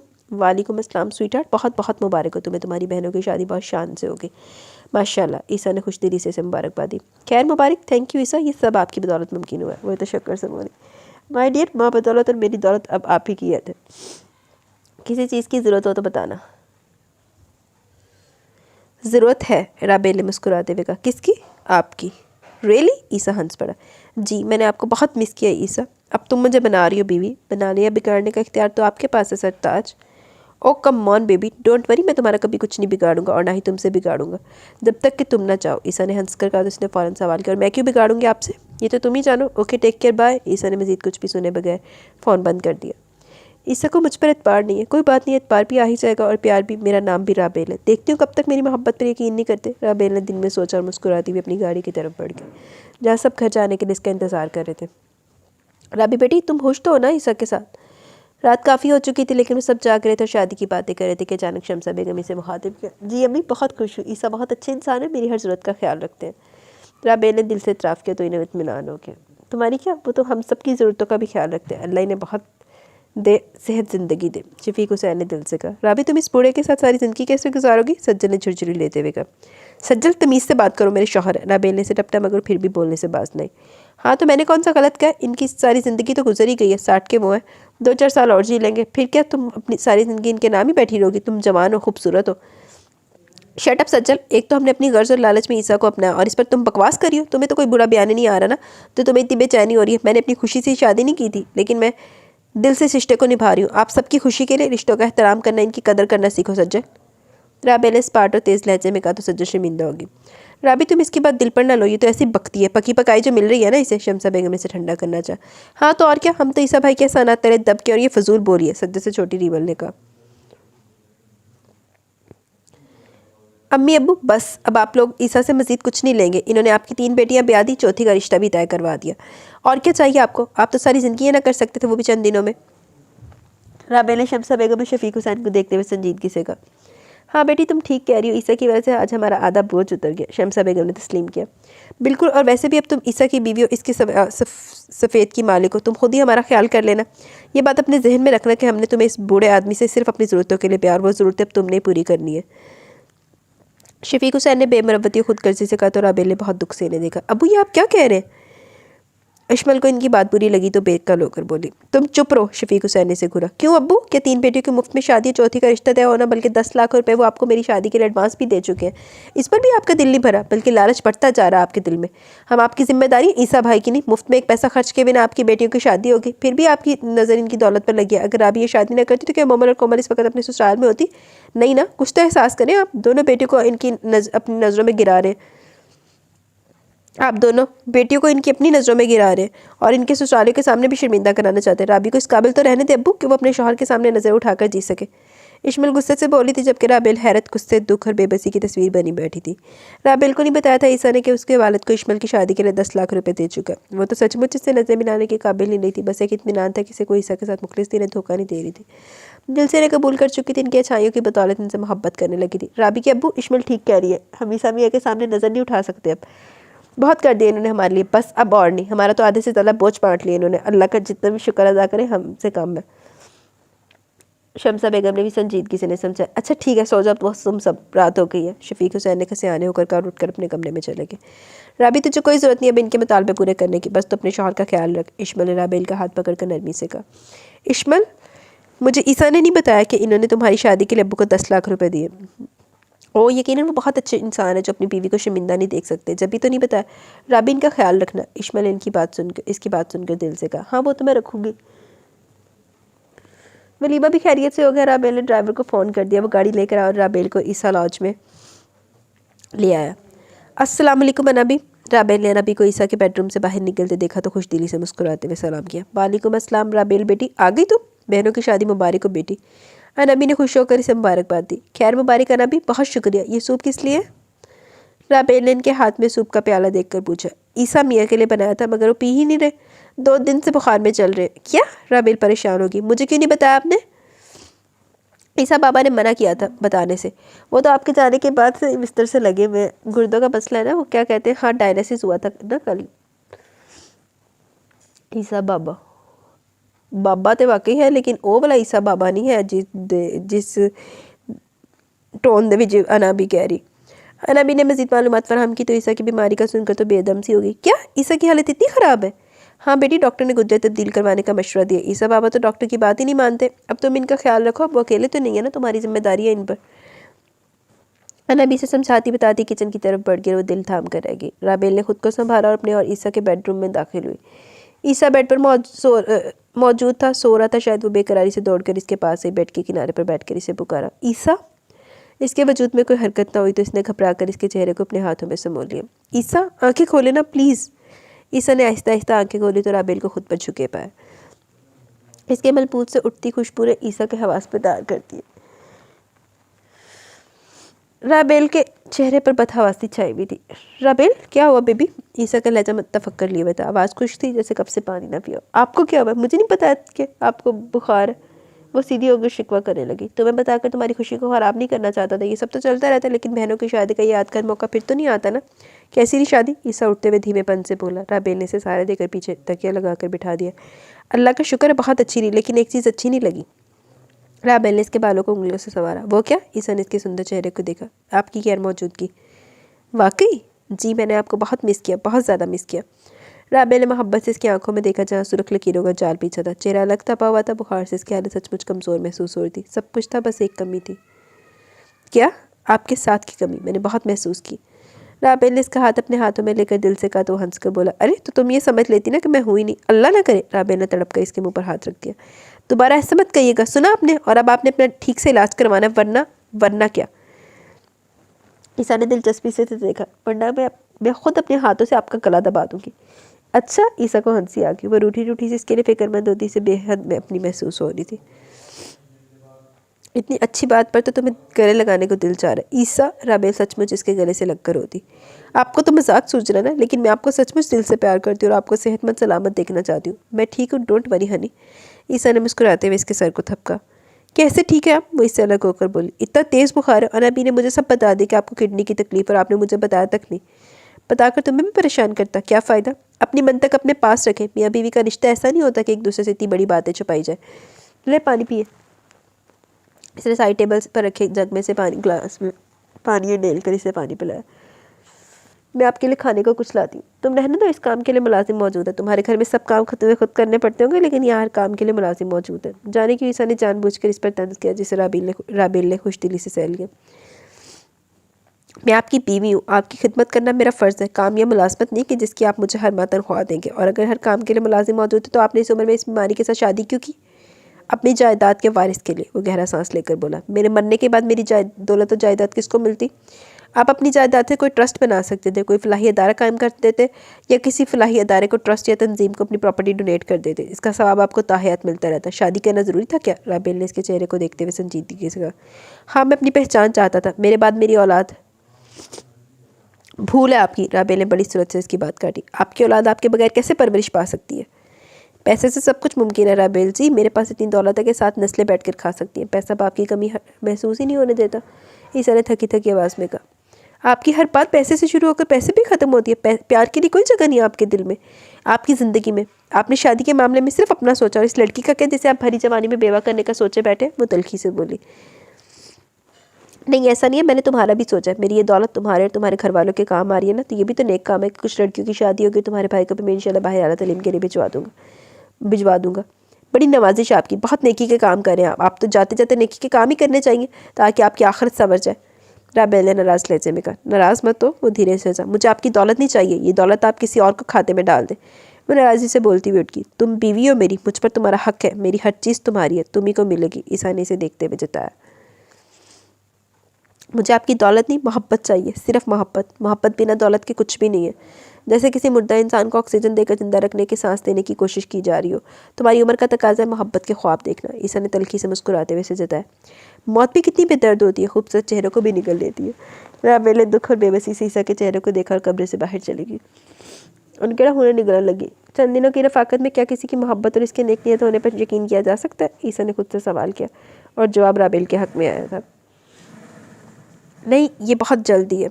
बरसों के साथ पल भर में ख़त्म हो गए तो ये चंद दिनों का साथ कैसे राबेल की नेक नियति साबित कर सकता है? अभी जवानी का जोशो जज्बा, दौलत की रहल पहल पहली बार देखी है। इसलिए तो से सब कहना आसान लग रहा है। शायद मुझे अपनी वफादारी का यकीन दिलाने की तो मोहब्बत का खेल खेली है मुझसे, ताकि सब कुछ जितनी जल्दी मुमकिन हो अपने नाम करवा सके। हाँ, ऐसा ही है, बहुत देखे ऐसे ड्रामे। खूबसूरत और मासूम चेहरे मोहब्बत की आड़ लेकर सब कुछ लूट कर चले जाते हैं और इंसान खाली हाथ रह जाता है। मैं बच्चा नहीं हूँ राबेल के हुस्न और प्यार भरे इज़हार में छुपे मतलब और लालच को ना समझ सकूँ। ईसा ने दिल में सोचा और आंखें मोड़ ली। अनबी, मैं ईसा से मोहब्बत करती हूँ, लेकिन इन्हें मेरी मोहब्बत पर एतबार नहीं। वो उदास होकर अनबी से हाल दिल कह बैठी। ईसा साहब जे इन्ना ही तेन सी डाउट तो फिर ना विआह करदा, क्यों होंदी भी जिंदगी बर्बाद की। ਉਹਦੇ ਘਰ ਵਾਲੇ ਦੀ ਭਾਵੇਂ ਸਬਰ ਗਈ, तो बेइज्जत दे रही है तो तेन इज्जत पच नहीं रही। बेटी, इन्हें तो अपनी ज़िंदगी का एतबार नहीं है। ज़िंदगी का एतबार किससे है? नबी बीमार एड़ियाँ रगड़ते रह जाते हैं और अच्छे भले सेहतमंद इंसान पल भर में लुकमा अचल बन जाते हैं। किसी हादसे में, बम धमाके में, हार्ट अटैक से जान की बाजी हार जाते हैं। क्या भरोसा है ज़िंदगी का? मोड़ तो अटल हकीकत है, अजल से यही दस्तूर जारी रहा। अगर आज मैं अचानक से मर जाती हूँ तब क्या कर लेंगे ईसा? अरे बेटी, अल्लाह ना करे, कैसी बातें करियो। अनबी ने इसकी बात सुनकर दहल कर का वो मुस्कुरा दी। सच ही तो कह रही हूँ अनबी, अगर मैं ईसा से पहले मर गई तो किस पर एतबार करेंगे वो? ज़िंदगी में जीने के लिए एक हल्की सी उम्मीद की किरण भी बहुत होती है। सांसों को ज़ाया करने से क्या हासिल? यही पल, यही सांसें हम किसी को खुशी देकर, किसी के साथ मोहब्बत और अपनायत का इजहार करके मोल भी तो बना सकते हैं ना। राबेल ने उदास मगर मदल्लल लहजे में कहा। अनबी ने समझते हुए इस बात में सर हिलाया। अच्छा बेटी, मैं ज़रा ईसा बाबा को सूप दे, इनकी दवा का वक्त होने वाला है। अनबी ये कहते हुए उठ गई। अनबी, सूप मैं ले जाऊँ ईसा के लिए? हाँ हाँ, क्यों नहीं बेटी, इन्हें बहुत खुशी होगी। अनबी ने खुशी से मुस्कुराते हुए कहा और किचन में सूप गर्म करके सूप का प्याला ट्रे में रखकर राबेल को ट्रे थमा दी। राबेल बेडरूम में आ गई। ईसा ने आंखें खोल दी और उठकर बैठ गया। नाराज़ हो? ईसा ने इसके चेहरे को बगौर देख रहा था। मैं क्यों नाराज़ होंगी, ले सूप पिए। वो मुस्कुराते हुए बोली, इसके सामने बेड पर बैठ गई। भूख नहीं है। बीमारी में भूख किसे लगती है, लेकिन खाना तो पड़ता है ना, ताकि जिस्म की ताकत और तमन्नाई बहाल हो सके। वो किसी उस्ताद की तरह इसे शफकत से समझा रही थी। वो हैरानगी से तक रहा था। मुझे ना तो ये सूप पीना और ना ही तुम्हारी लेक्चर सुनना है, ईसा ने बदतमीजी से कहा, मगर इसने चम्मच में सूप भरकर इसके मुंह के करीब किया। सूप तो आपको पीना पड़ेगा। शाबाश, मुंह खोले। बस, वो सूप पीकर मुंह बनाकर बोला। थोड़ा सा और। राबेल ने दूसरा चम्मच पिलाया। इंतहाई बदमज़ा सूप है, वो बुरा सा मुंह बनाकर बोला। आपने सुबह से कुछ नहीं खाया, थोड़ा सा और पी ले। कहा ना नहीं पीना, हटाओ इसे। ईसा ने दृष्टि से गुस्सैले लहजे में कहते हुए हाथ से हटाया और सूप का प्याला राबेल के दाएं बाजू पर उलट गया। दोख लानत, इज्जत नहीं पाच रही। मैं क्या ना बुढ़े नू इज्जत नहीं पाच रही। आह! राबेल गरम गरम सूप की जलन और दर्द से बेसाख्ता चीख उठी और एकदम से अपनी जगह से खड़ी हो गई। प्याला और चम्मच नीचे जा गिरा था। Oh shit! ईसा का मकसद इसे जलाना हरगिज नहीं था, वो इसके बाजू पर गर्म सूप गिराने पर शर्मिंदा सा नजर आया था। अनबी, राबेल ने जोर से आवाज़ दी। अनबी दौड़ी चली अंदर की सूरत देखकर घबरा गई। बेटी, ये क्या हुआ? कुछ नहीं, आपके साहब को प्यार आ रहा था मुझ पर। आप ये साफ करवा दे, मैं धोकर आती हूँ। राबेल तेरी से हदायत देती वॉशरूम में चली गई। अनबी, आप बर्नॉल वगैरह लाए। राबेल का बाजू जल गया। ईसा ने बेड से उतरते हुए परेशानी के आलम में कहा। राबेल बाजू हाथ धोकर आई, वार्डरोब में से कॉटन का सादा शलवार सूट निकाला, दोबारा वॉशरूम में घुस गई। ये ट्यूब मिली है। अनबी ने ईसा को ट्यूब ला कर दे दी। हाँ ठीक है, आप जाएं, ये लगा लो दर्द। अनबी वापस चलेगी। ये लगा लो, दर्द नहीं होगा। राबेल चेंज करके कमरे में आई तो ईसा ने ट्यूब इसकी जानिब बढ़ाई। पहले दर्द देते और फिर दवा देते। राबेल के लहजे में दुख था। वो लब काटने लगा। राबेल ने लाइट लेमन की कलर की छोटी आस्तीनों वाली कमीज़ और सफ़ेद शलवार पहनी थी। लेमन कलर का ही दुपट्टा था। वो अपने मुनासिब कद काट और दिलकश नगूश के साथ हर रंग हर लिबास में दिल मोह लेती थी। ईसा को इसके बाजू पर सुर्ख निशान बहुत साफ दिखाई दे रहा था, जो गर्म सूप गिरने की वजह से पड़ गया था और जलन और दर्द के एहसास से बार बार इस जगह भूंगे मार रही थी। मैं तो चम्मच हटा रहा था, बेध्यानी में मेरा हाथ बाउल से टकरा कर तुम्हारा बाजू जल गया। आई एम रियली सॉरी, मेरा मकसद तुम्हें तकलीफ पहुँचाना हरगिज़ नहीं था। वो शर्मिंदा था। जब भी वजाहत पेश कर रहा था, वो खामोशी से कमरे से जाने के लिए उठी तो बेचैनी से बोला, कहाँ जा रही हो? इधर आओ। क्यों, अब दूसरा बाजू भी चलाना है क्या? कहा ना सॉरी। ठीक है, कबूल किया आपकी सॉरी, अब अपनी दवा खाकर सोचें। ये कहने के बाद वो रुकी नहीं थी, बाहर लॉन में आके जहाँ ठंडी हवा ने इसके बाजू की जलन को कुछ आराम बख्शा। मुलाजमा नजवा से टूथपेस्ट एक ही घरेलू टोटका था, टूथपेस्ट लगाने से जलन कम हो गई थी। गुमसुम चेहरा, सूनी सांसें, टूटती जुटती उम्मीदें, डरती हूँ कैसे कटेगी, उम्र है कोई रात नहीं। राबेल इस वक्त बेडरूम में नहीं थी, वो लाउंज में बैठी थी। लैपटॉप पर गुर्दे के अमराज और इलाज से मतलब नेट पर सर्च कर रही थी। रात के 2:15 बजे थे। ईसा की आंख खुली तो राबेल को बेडरूम में न पाकर कमरे से बाहर निकला। इसकी तलाश में टीवी लाउंज तक आ गया। वो लैपटॉप अपनी गोद में रखे इसकी स्क्रीन पर नजर जमाए, बाएं हाथ पर थोड़ी लगाए बेहद महबूब मगन थी। ईसा खामोशी से खड़ा इसे देख रहा था। इतनी रात के ये ज़रूर अपने किसी बॉयफ्रेंड से बात कर रही है और मुझे चीट कर रही है। ईसा ने फ़ौरन यही सोचा और आगे बढ़ा। इसके बाजू पे अभी तक टूथपेस्ट लगा हुआ था जो सूख चुका था। ईसा को एक बार फिर शर्मिंदगी का सामना करना पड़ा। एहसास हुआ। आधी रात को तुम किससे चैट कर रही हो? ईसा के शक भरे सवाल पर राबेल ने बुरी तरह चौंकते हुए सर उठाकर इसे देखा था। हल्के आसमानी रंग के शलवार कमीज में बहुत बीमार और बिखरा हुआ लग रहा था। अपने बॉयफ्रेंड से बेपरवाही से जवाब देती से तपा गई। तो मेरा शक दुरुस्त था, तुम किसी को पसंद करती थी मगर अपनी ज़रूरत के हाथों मजबूर होकर तुमने मुझसे शादी कर ली है ना? हाँ, वाओ ग्रेट, आपको तो गैप का इल्म भी हो जाता है। राबेल ने मुस्कुराते हुए बहुत नॉर्मल अंदाज में जवाब देते हुए इसे मजीद ताव दिलाया। दिखाओ इधर। मैं उसके बराबर सोफे पर बैठते इसे लैपटॉप छीन रहा था। अरे आराम से, इतनी मुश्किल से तो मिला। राबेल ने भवें सुकेड़ी लैपटॉप ईसा के हाथों में जा चुका था। इसकी निगाहें स्क्रीन पर गुर्दे के अमराज इलाज से मुतल्लिक वेबसाइट देखकर हैरत से फैल गई। क्या है ये? ईसा ने इसे सवालिया नज़रों से देखा। मेरे बॉयफ्रेंड कम हस्बैंड की बीमारी से मुतल्लिक रिसर्च वर्क है, वो मुस्कुराते हुए बोली। तो तुम ये देख रही थी? वो शर्मिंदा हुआ। तो आपके ख्याल में मुझे और क्या देखना चाहिए? अपने लिए यंग हैंडसम दूल्हा? राबेल तासब ज़्यादा नज़रों से देखते हुए बोली, रुट खड़ी हुई। बैठ जाओ, ईसा ने मरी मरी आवाज़ में कहा। आप मर्दों को इस शक को गलतफहमी क्यों रहती है कि इनकी बीवी किसी और में दिलचस्पी रखती होगी? अगर वो खामोश या खफा अलग थलग रहती तो ज़रूर इसकी वजह कोई दूसरा लड़का ही होगा। और ख़ासकर आप जैसे उम्र रसीदा दौलतमंद जब किसी कम उम्र खूबसूरत लड़की से शादी करते हैं तो इस पर शक ही करते हैं कि वो किसी और मर्द को चाहती होगी। वो किसी और मर्द के ख्वाब देखती है, किसी और को सोचती रहती है और इसे मारकर इसकी दौलत हथियाकर इस मनपसंद से शादी करेगी। अफसोस आप भी नहीं मर्दों में से। दौलत तो बहुत है आपके पास मगर दिल नहीं है। शायद अगर है भी तो इसमें जगह नहीं है कुछ अच्छा सोचने की। और आपने क्या समझा है कि आपने मुझसे शादी कर ली तो मैं आपकी हर सही गलत बात खामोशी से सर झुकाकर सुनती रहूँगी? मैं ऐसा नहीं सोचता, वो इसके दुरुस्त तज्जिए पर मुस्कुरा के बोला। सोचेगा भी नहीं, क्योंकि मैं आपकी बीवी हूँ, शरन भी और कानूनन भी। निकाह किया आपने मुझसे, इसलिए मुझे अपनी दौलत का रौब दिखाने या कुछ जताने की आइंदा कोशिश भी मत कीजिएगा। वो नायत संजीदा और मजबूत लहजे में बोलती से मजीद हैरान और मुतासिर कर रही थी। अच्छा बेगम साहिबा, और कोई हुक्म? ईसा इसके मुकाबले आ खड़ा हुआ। अपना प्रॉपर इलाज करवाएं। ओके। और इतनी दौलत आपके किस काम की अगर आप अपने लिए गुर्दे का इंतजाम नहीं कर सकते? किडनी डोनर मिल सकते हैं। मुँह मांग की कीमत पर गुर्दा भी खरीदा जा सकता है, लोग डोनेट भी तो कर देते। वो तेजी से बोली। कौन देगा मुझे किडनी? मैं दूंगी। वो मुस्कुराई। तुम? एक और झटका था जो इसे लगा था। क्या वो वाकई इसके साथ इतनी मुखलिस थी जितना वो जाहिर कर रही थी? हाँ मैं। हम कल हॉस्पिटल जा रहे हैं आपके और मेरे टेस्ट के लिए। राबेल ने इसके गिरेबान के बटन बंद किए। नहीं, मैं अपनी वजह से तुम्हारी ज़िंदगी खतरे में नहीं डाल सकता। ईसा ने इसके हाथ थाम लिए। वो तो आप डाल चुके हैं। ईसा राबेल ने इसके गले में बाहें डालकर दिलकशी से मुस्कुराते हुए कहा। तुम्हारी इस कदर तवज्जो और मोहब्बत मिले तो मेरी ज़िंदगी की जानिब आप ही आप लौट आए। तो लौट आइए ना मेरे लिए। कैसे ठीक होऊंगा मैं? दुआ से, अल्लाह पर यकीन से और मोहब्बत से। मोहब्बत? मेरी ज़िंदगी में किसी की मोहब्बत नहीं है। बीवी की मोहब्बत तो है ना। तुम मुझसे मोहब्बत करती हो, मुझ बूढ़े बीमार से। तुम्हारी और मेरी उम्रों का फ़र्क है। वो इसे मोहब्बत से देख रहा था। जब आपने मुझसे शादी करते वक्त ये फ़र्क महसूस नहीं किया और खुद 25 साल की उम्र की लड़की की डिमांड की थी तो अब क्यों इस फ़र्क का जिक्र कर रहे हैं? राबेल ने इसे शिकवा के ना नज़रों से घूरा। अच्छा बाबा सॉरी, नहीं करूँगा अब उम्र का जिक्र।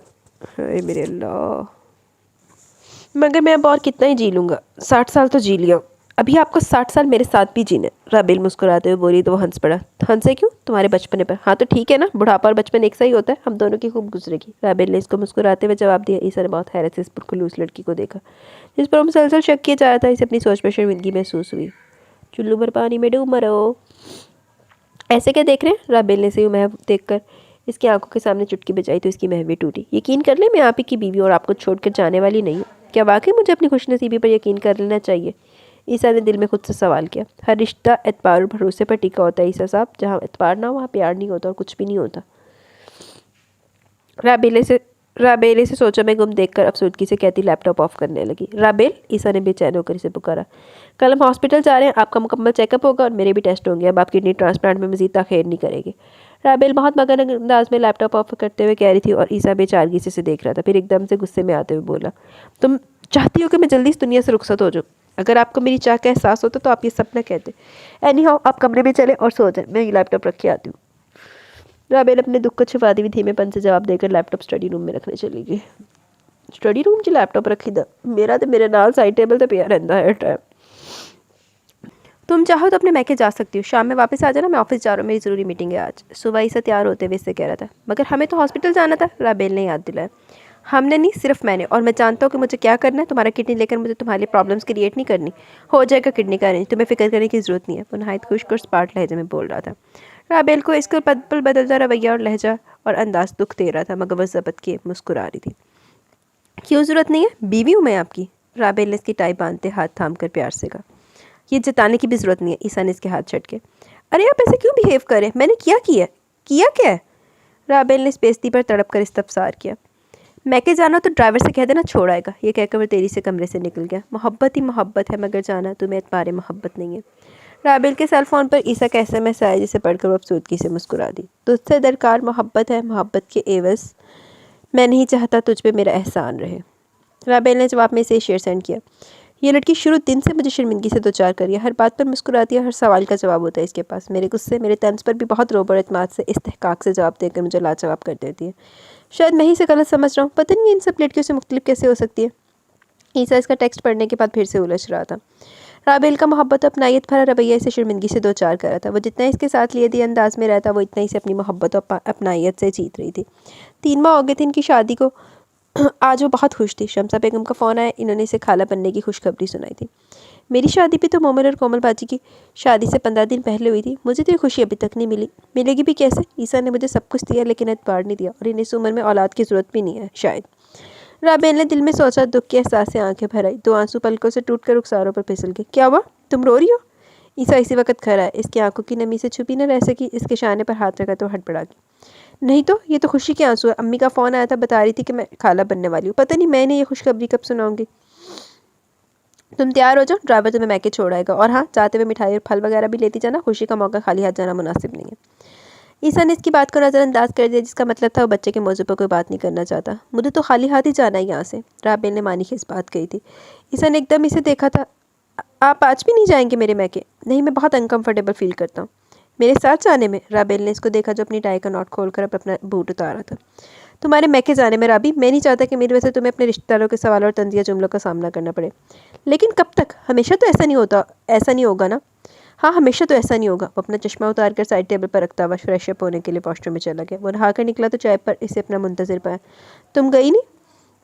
ईसा ने अपने बालों में ब्रश फेरते हुए इसके चांदनी बिखेरते चेहरे को देखा। कल चली जाऊंगी, आपके ऑफिस टाइम में। इस वक्त तो मुझे आपको टाइम देना चाहिए ना। कोई ज़रूरी नहीं है।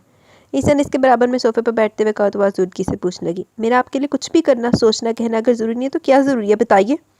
चाय फीकी है, ईसा ने चाय का एक सिप लेकर कहा। बाज़-औक़ात अंदर का जायका ज़ुबान पर भी आ जाता है। राबेल ने एक चम्मच चीनी इसके कप में डाल दी और चम्मच हिलाकर कप इसे दिया। वो खामोशी से चाय पीने लगा। ईसा ने इसके स्कूल की जॉब छुड़ा दी थी, इसने इस्तीफ़ा नहीं दिया, फिर से एक माह की छुट्टी ले ली। घर में हर काम के लिए मुलाजिम मौजूद थे और फारिग रह रहकर तंग आ गई थी। स्टडी में कुछ इसके मतलब की किताबें भी थी जो वो पढ़कर अपना टाइम पास कर रही थी, या कंप्यूटर पर मुख्तलिफ वेबसाइट्स देखती रहती थी। ईसा का इलाज जारी था, मगर वो इसे हॉस्पिटल नहीं ले जाता था, ड्राइवर के साथ जाता था डायलिसिस के लिए। बाज़ औक़ात राबेल को इसके घर आने पर पता चलता कि आज वो डायलिसिस करवा कर है, और वो ईसा की इस हालत पर कुटती रहती कि वो इसे कुछ नहीं बताता था। राबेल स्टडी में थी। ईसा की स्टडी एंड कंप्यूटर टेबल के करीब रखी कुर्सी पर बैठी टेबल की दराज़े खोलकर चेक करने लगी। एक बड़ा सा फैमिली एल्बम इसकी निगाह में आया तो इसने बिला झिझक एल्बम निकाल लिया। सामने ईसा की मुस्कुराती हुई तस्वीरें थी। वो जवान और खूबसूरत लग रहा था। खिली खिली गंदमी रंगत और ऊंचा लंबा कद, भरा भरा जिस्म, डार्क ब्राउन आंखें, अहमरी लबों पर दिलनशी मुस्कुराहट लिए वो दिल में उतर जाने की हद तक जाज़ में नजर लग रहा था। राबेल ने मुस्कुराते हुए सफ़ा पलटा तो इसकी आंखों में हैरत फैल गई। ईसा के वालिद और ईसा हम शक्ल थे या ईसा के बेटा बेटी इसकी नज़रों के सामने मुस्कुरा रहे थे? वो समझ नहीं पाई, क्योंकि जिस ईसा के साथ वो रह रही थी वो भी तस्वीर में मौजूद था, और एक नौजवान हैंडसम लड़का भी जो शायद 27-28 वर्ष का होगा। राबेल के ख्याल में वो दोनों एक जैसे, यानी अगर वो नौजवान दाढ़ी रख ले, चश्मा लगा ले, तो वो भी ईसा जैसा दिखने लगेगा। बस तस्वीर में बुजुर्ग ईसा कुछ दुबले नजर आ रहे थे, और एल्बम की साइड पेज पर 3 साल पहले की तारीख लिखी हुई थी। वो किसी लड़की की शादी की तस्वीर थी, जिनमें ईसा और वो जवान लड़का अक्सर एक साथ खड़े हुए थे और बैठे हुए मुस्कुरा रहे थे। एक ग्रेसफुल सी खातून के साथ ईसा भी मुस्कुरा रहे थे।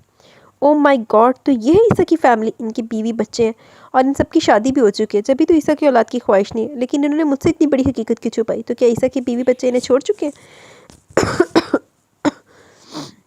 इन्होंने कभी मुझसे अपनी कभी फैमिली का जिक्र क्यों नहीं किया? मेरा अंजाम क्या होने वाला है? मेरी क्या हैसियत है ईसा की ज़िंदगी में? इनकी अपनी फैमिली तो मैं क्या हूँ? राबेल अलमम देखती जा रही थी और बेकरारी और दुख से सोचती जा रही थी।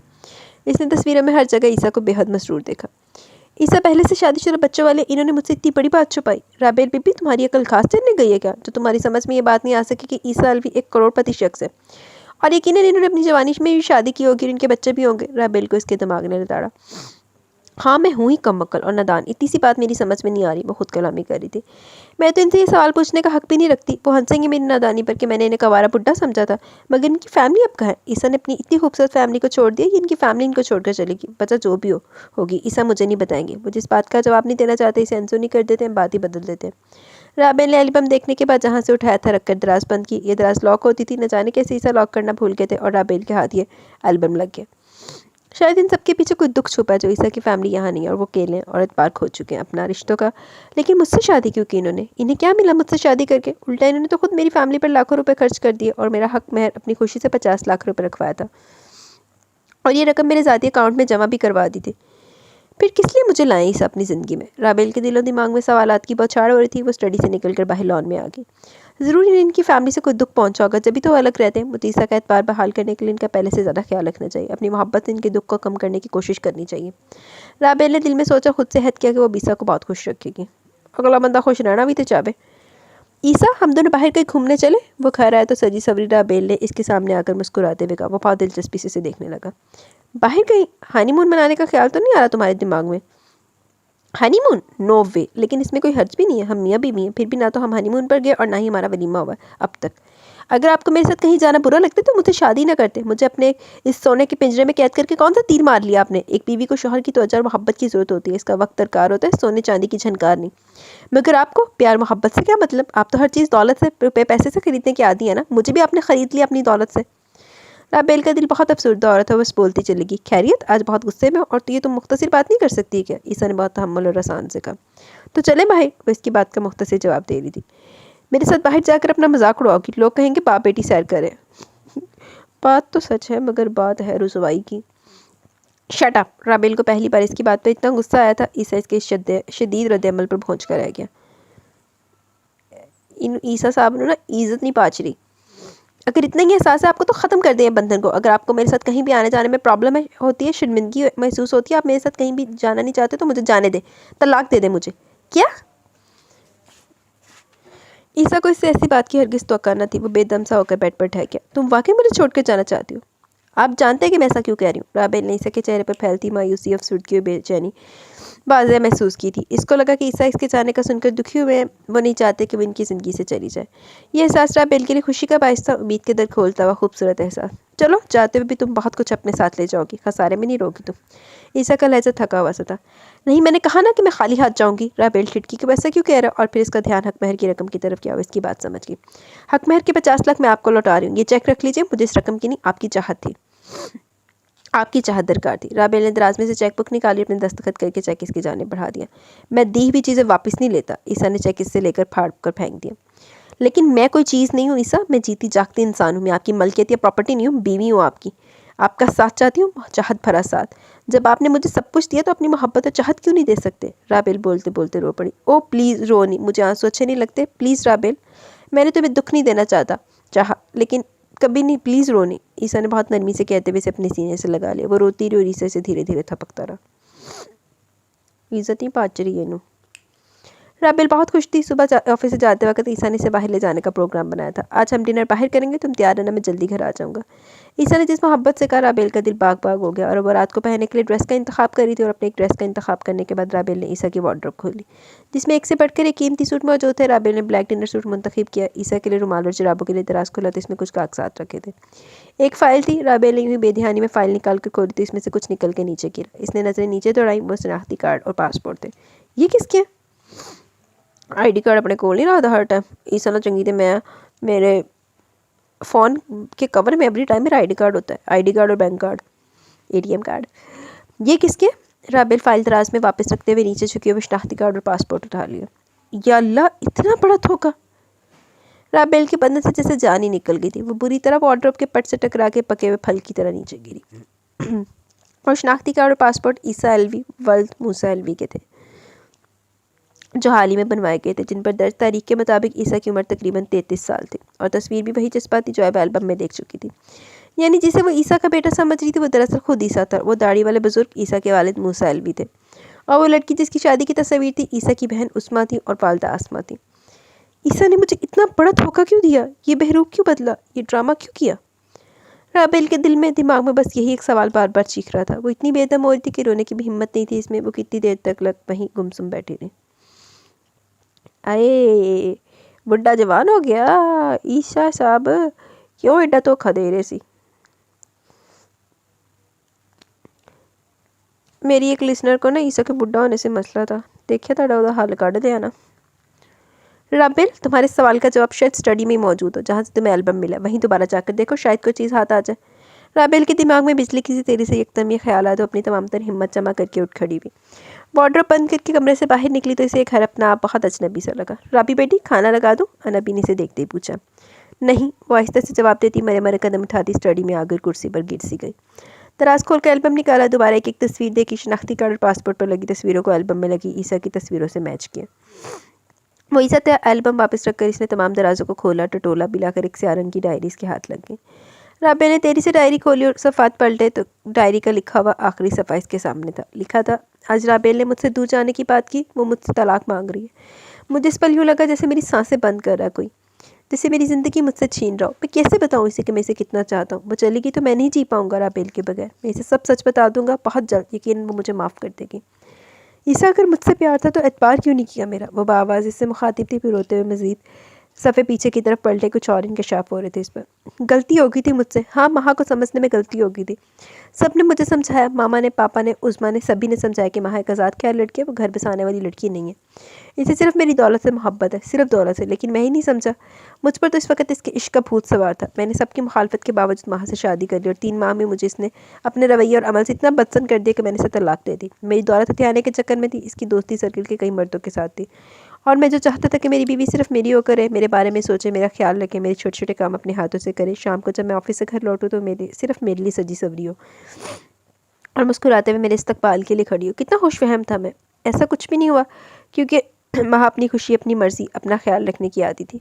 मैं सुबह ऑफिस जाता तो वो सो रही होती और जब शाम को घर लौटता तो अपने दोस्तों के साथ कहीं बाहर इंजॉय कर रही होती। रात को बहुत देर से घर आना, मुझसे झगड़ना, मेरे ख्यालात और मुतालबात को तकियानुसी कहकर मेरा मजाक उड़ाना इसका मामूल बन चुका था। घर वाले लग मेरी और महा की तो तू मैं से तंग आ चुके थे। मम्मा ने महा को समझाने की कोशिश की तो उसने मम्मा के साथ भी बदतमीजी की। मैं बहुत ज़ब्त और बर्दाश्त से काम ले रहा था। आखिरकार मेरा ज़ब्त इस वक्त जवाब दे गया जब महा ने अपना अबॉर्शन करवा लिया। मुझसे पूछे बगैर, मेरे इल्म में लाए बगैर इसने इतना बड़ा कदम उठाया। मेरे बच्चे का खून कर दिया था, मेरे अरमानों का खून कर दिया था। बस फिर फैसला करने में एक लम्हा लगा था। हाँ, बस एक लम्हा। वो रिश्ता जिसे निभाने की मैं हर मुमकिन कोशिश कर रहा था, इसे तोड़ने में एक लम्हा लगा। मैंने महा को तलाक दे दी। वो बहुत खुश थी क्योंकि इसे ना सिर्फ आज़ादी मिल गई थी बल्कि हक महर के 25 लाख भी मिल गए थे। घर में एक सन्नाटा छा गया। इस भयानक तजर्बे के बाद मुझे अपनी गलती का एहसास हुआ। फिर नताशा मेरी ज़िंदगी में आई। मम्मा की दोस्त की बेटी थी। मम्मा भी चाहती थी कि मैं इसे शादी कर लूँ और मेरे ज़ख्मों का मरहम बनकर आई थी। मुझे तो ऐसे ही लगा, लेकिन बहुत जल्दी इसकी असलियत भी मेरे सामने आ गई। मैंने इसे इसके बॉयफ्रेंड के साथ शॉपिंग मॉल में देख लिया और जब इन दोनों के बारे में मालूमात करवाई तो पता चला कि इनका अफेयर 2 साल से चला और नताशा का बॉयफ्रेंड सरमत, चूँकि मीट नहीं था, सिर्फ एक गवर्नमेंट जॉब थी इसकी, इसीलिए इसके माँ बाप नताशा की शादी इससे नहीं करना चाहते थे और नताशा मुझसे शादी करके मेरी प्रॉपर्टी अपने नाम करवाकर दोबारा सरमत के पास जाने की प्लानिंग कर रही थी।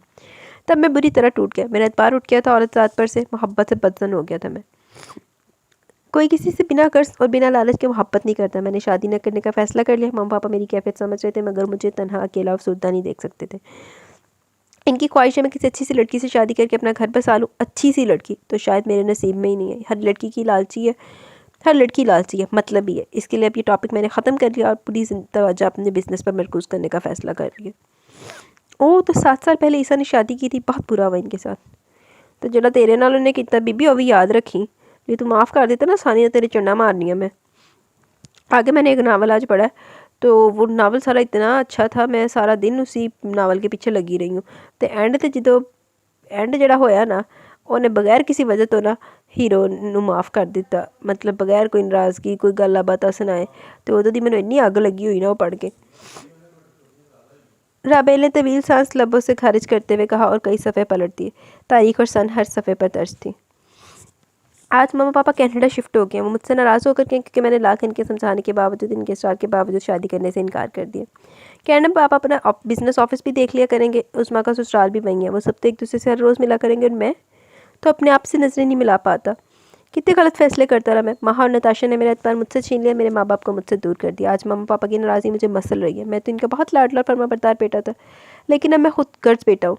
इनका भी कोई कसूर नहीं अपनी ख्वाहिश के इजहार में हक बचाने पे, क्योंकि मैं इनका इकलौता बेटा हूँ। अपने बेटे की औलाद से अपने ख़ानदान को आगे बढ़ता हुआ देखना चाहते हैं, और ये ख्वाहिश तो हर माँ बाप की होती है। मगर मैं इनकी ये ख्वाहिश कैसे पूरी करूँ? मैं कैसे अभी किसी लड़की पर एतबार कर पाऊँगा? कैसे किसी लड़की से मोहब्बत कर सकूँगा? और माँ बाप तो साफ कह गए कि जब तक मैं इनके लिए खूबसूरत और नेकसीरत बहू घर में नहीं ले आता, वो पाकिस्तान वापस नहीं आएंगे। बहुत बड़ी आजमाइश में डाल गया मुझे। मेरे अल्लाह, मुझे पर रहम कर, मुझे सही रास्ता दिखा। मैं क्या करूँ? राबेल ने 2-3 सफ़े एक साथ पलटे और पढ़ने लगी। मैं बहुत थकने लगा हूँ इस तन्हाई से। ये घर जो कभी मम्मा पापा को रुस्मा की आवाज़ों से हंसी से गूंजता था, अब यहाँ खामोशी का राज है। मेरा दिल दर्द से भर गया। बुरा भी मेरे साथ और सज़ा भी मुझी को मिल रही है। दिल चाह रहा कि फूट फूट कर रोऊं अपनी बेबसी पर। मेरे आंसू देखने वाला यहाँ कोई नहीं है। मम्मा का जब भी फ़ोन आता तो ये सवाल ज़रूर पूछती है कि मेरी बहू मिली कि नहीं। कहाँ से लाऊं इनके लिए ऐसी बहू जो इनके लिए नेक सीरत और नेक नीयत भी हो, मेरे लिए काबिल भरोसा और काबिल मोहब्बत भी हो। क्या मेरे नसीब में हमेशा तन्हा रहना ही लिखा है? छितर खाना लिखा तेरे नसीब से। क्या मुझे कोई ऐसी लड़की नहीं मिलेगी जो मुझे दिल से चाहेगी? सिर्फ मुझे, मेरी दौलत को नहीं। मैं अंदर से बहुत टूट चुका हूँ। कोई नया तजर्बा करने की हिम्मत नहीं है मुझ में। कहाँ से लाऊं मुखलिस जीवन साथी? मेरा एतबार कैसे बहाल होगा? डरता हूँ कहीं फिर से धोखा ना खा जाऊँ। कभी किसी का एतबार नहीं कर सकूँगा और किसी के सामने सर नहीं उठा सकूँगा। ये सब मैंने तो आपको आपके बढ़ापे के साथ कबूल कर लिया था, फिर आपने मुझे क्यों धोखा दिया? मुझे तो बता देते। राबेल ने रोते हुए खुद कलामी की एक और सफ़ा पलटा। मैं अपनी ज़िंदगी में बहुत बड़ा रिस्क लेने जा रहा हूँ। या तो मैं एक मुखलिस जीवन साथी पाने में कामयाब हो जाऊँगा, या अपना सब कुछ हार जाऊँगा। मैंने फिर से शादी का फ़ैसला किया। इस बार मैं किसी गरीब लड़की से या किसी मतवसत घराने की लड़की से शादी करूंगा। मेरी पापा की शक्ल बहुत मिलती है। इसमें शाबत का फ़ायदा उठाते हुए पापा जैसा रूप धारूंगा। असली दाढ़ी रख रहा हूँ, बालों को डाई करवा कर कुछ ग्रे करवा लिए, 0 नंबर का चश्मा खरीद लिया। इस तरह मेरे गेटअप बिल्कुल रियल दिखाई देगा। अनबीर गफूर वगैरह मेरे इस प्लान से आगाह है। मैं एक 60 वर्ष के बूढ़े शख्स का गेटअप करके सचमुच बुरा लग रहा हूँ। मेरा ऑफिस स्टाफ मुझे पहचान नहीं सका। वो ये समझ रहे कि पापा आए। मैंने अखबार में ज़रूरत रिश्ता का इश्तहार भी दे दिया। कल के अखबार में वो इश्तहार छप जाएगा। ये देखना ये कि एक 60 साल करोड़पति आदमी के लिए कौन रिश्ता लेकर आता है। मुझे एक सादा मजाज और नेक लड़की का इंतखाब करना है। अल्लाह करे कि इस बार मैं कामयाब हो जाऊँ। मैं जानता हूँ सब मुझसे मेरी दौलत के लालच में रब्ता करेंगे। मैं देखना चाहता हूँ कि दौलत के लालच से हटकर भी कोई ऐसा इंसान है जो मुझसे रब्ता करेगा। कोई लड़की ऐसी भी तो होगी जिसे मुझसे कोई लालच ना हो। अगर ऐसी लड़की मुझे मिल गई तो इसकी फैमिली को मैं खुद माली मदद करूँगा। बस कोई अच्छी और मुखलिस लड़की मुझे मिल जाए। अगर ऐसा होगा तो मेरी लाइफ बन जाएगी। मम्मा पापा वापस घर आ जाएंगे और मुझे इस तन्हाई और करब से निजात मिल जाएगी। राबेल ने अगला सफ़ा पलटा। आज ज़रूरत रिश्ता का इश्तहार छप गया और अब तक बेशुमार फ़ोन आ चुके हैं, लेकिन एक साहब ने मुझे चौंका दिया। शफीक हुसैन नाम है इनका। इनकी 6 बेटियां, सबके नाम बता रहे थे। जिस लड़की के रिश्ते के लिए इन्होंने मुझे फ़ोन किया, इसका नाम राबेल है। बहुत खूबसूरत नाम है, मुझे पसंद है ये नाम। हमेशा से मैंने इन्हें घर आने के लिए कहा। राबेल ने जल्दी से सफ़ा पलट दिया। राबेल ने मुझसे मेरे घर आकर मिलने से साफ इनकार कर दिया। आज इसके वालिद का फ़ोन आया था, वो फ़ोन ऑफ करना भूल गया और मैंने इसकी सारी गुफ्तगू सुन ली। राबेल मुझसे किसी होटल में, ऑफिस में कहीं नहीं मिलना चाहती। इसका कहने के मतलब मुझे इससे, लिहाजा मुझे शरीफाना तरीके से इनके घर रिश्ता लेकर आना चाहिए। मुझे इसके ख्यालात अच्छे लगे। मैं इससे मिलना चाहता हूँ। क्या खबर? राबेली वो गोहर नायाब हो जिसकी मुझे तलाश है। राबेल ने जस्तुजू से अगला सफ़ा पलटा। आज मैं राबेल के स्कूल गया था इससे मुलाकात के लिए। इसे खुद अंदाज़ा नहीं था कि मैं इससे मिलने इसके स्कूल भी आ सकता हूँ। मुझे बहुत मुख्तलिफ लड़की लगी, बावजूद इसके कि इसके वालिद ने खुद मुझसे रब्ता किया। राबेल का अंदाज़े गुफ्तगू रत्मात बला का था। वो मेकअप और ज्वेलरी के आराइशों से पाई से पाक, सादगी में भी गज़ब की हसीन लग रही थी। बिलाशबा राबेल बहुत हसीन और जमील लड़की है। वालिदैन पर 6 बेटियों की शादी की जिम्मेदारी है, इसलिए इन्होंने मुझसे रब्ता किया ताकि एक बेटी का बोझ तो कम हो सके, और यकीनन इन्हें मुझसे तवक्को होगी कि मैंने सपोर्ट करूँगा, जो कि मैं करूँगा, क्योंकि मैंने राबेल से शादी करने का फ़ैसला कर लिया। राबेल को शर्मिंदगी के एहसास ने घेर लिया। ईसा को भी इसके वालिदैन की गर्ज और लालच की समझ आ गई थी, और कैसे ना आती। इनसे तो और मजबूर और ज़रूरतमंद वालिदैन ने शादी के लिए बात की थी। सब अपनी बेटी का रिश्ता इनसे करके अपने हालात उतारने के चक्कर में थे। राबेल आगे बढ़ने लगी। इसकी और ईसा की शादी की तारीख लिखी थी ऊपर। आज मैं राबेल को ब्याह लाया हूँ। दुल्हन के रूप में किसी और ही दुनिया की मखलूक दिखाई दे रही थी, बेहद हसीन, बेहद दिलकश और दिलनशीन। इसने जिस तरह मुझे मेरी 60 साल उम्र के साथ कबूल किया, जिस अंदाज से मुझसे पेश आई, मेरी हैरत का इन्हीं खुशी का बाइस भी था। दिल कहता है कि इस पर मेरा इंतखाब दुरुस्त है, मगर दिमाग कहता है कि सब्र से काम लो, जल्दबाजी करने की ज़रूरत नहीं है। कुछ दिन इसे आजमा तो लो। राबेल मुझे हर पल अपनी मोहब्बत और खिदमत से जीतने के जतन करती है, और मैं बाज़ औक़ात जानबूझकर इसे कोई सख्त बात कह देता हूँ। तंज कर देता हूँ इस पर, मगर वो खुश दिली से सह जाती है। इसके खलूस पर यकीन करने लगता तो गुज़िश्ता तजर्बात की तिलकी मुझ पर गालिब आने लगती है और इस मासूम लड़की को हर्ट कर बैठता हूँ। इस पर इसके खलूस पर शक करने लगता हूँ। मुझे महसूस होता है कि मैं राबेल से प्यार करने लगा हूँ। ये ऐसा एहसास है जिसने मुझे बरसों बाद भी अनोखी खुशी बख्शी है। राबेल को औलाद की ख्वाहिश है, मुझे भी है, मगर मैं इस ड्रामे को ख़त्म करने के बाद अपनी फैमिली प्लान करना चाहता हूँ। मुझे यकीन है राबेल सारी हकीकत जानने के बाद मुझे माफ़ कर देगी। बहुत लविंग, केयरिंग और हसास लड़की है, बेहद मुखलिस और बाअखलाक। मैं बहुत मुतमिन और खुश हूँ कि इस बार मेरा इंतखाब दुरुस्त निकला। मैं मम्मा पापा को जल्द पाकिस्तान बुला लूँगा। बहुत खुश होंगे राबेल से मिलकर इंशाअल्लाह ताला। आज फिर राबेल ने मुझे अपने किडनी डोनेट करने की बात की और मैं दिल में शर्मिंदा सा होकर रह गया। इसकी बेपनाह मोहब्बतों ने मुझे एहसास जुर्म और एहसास नदामत में मुब्तला कर दिया। जब मैंने राबेल से कहा था कि तुम मेरे लिए अपनी ज़िंदगी दांव पर क्यों लगाना चाहती हो, इसने मैंने जितना जीना है जी लिया, तुम हाय हाय किधर गया। मुझे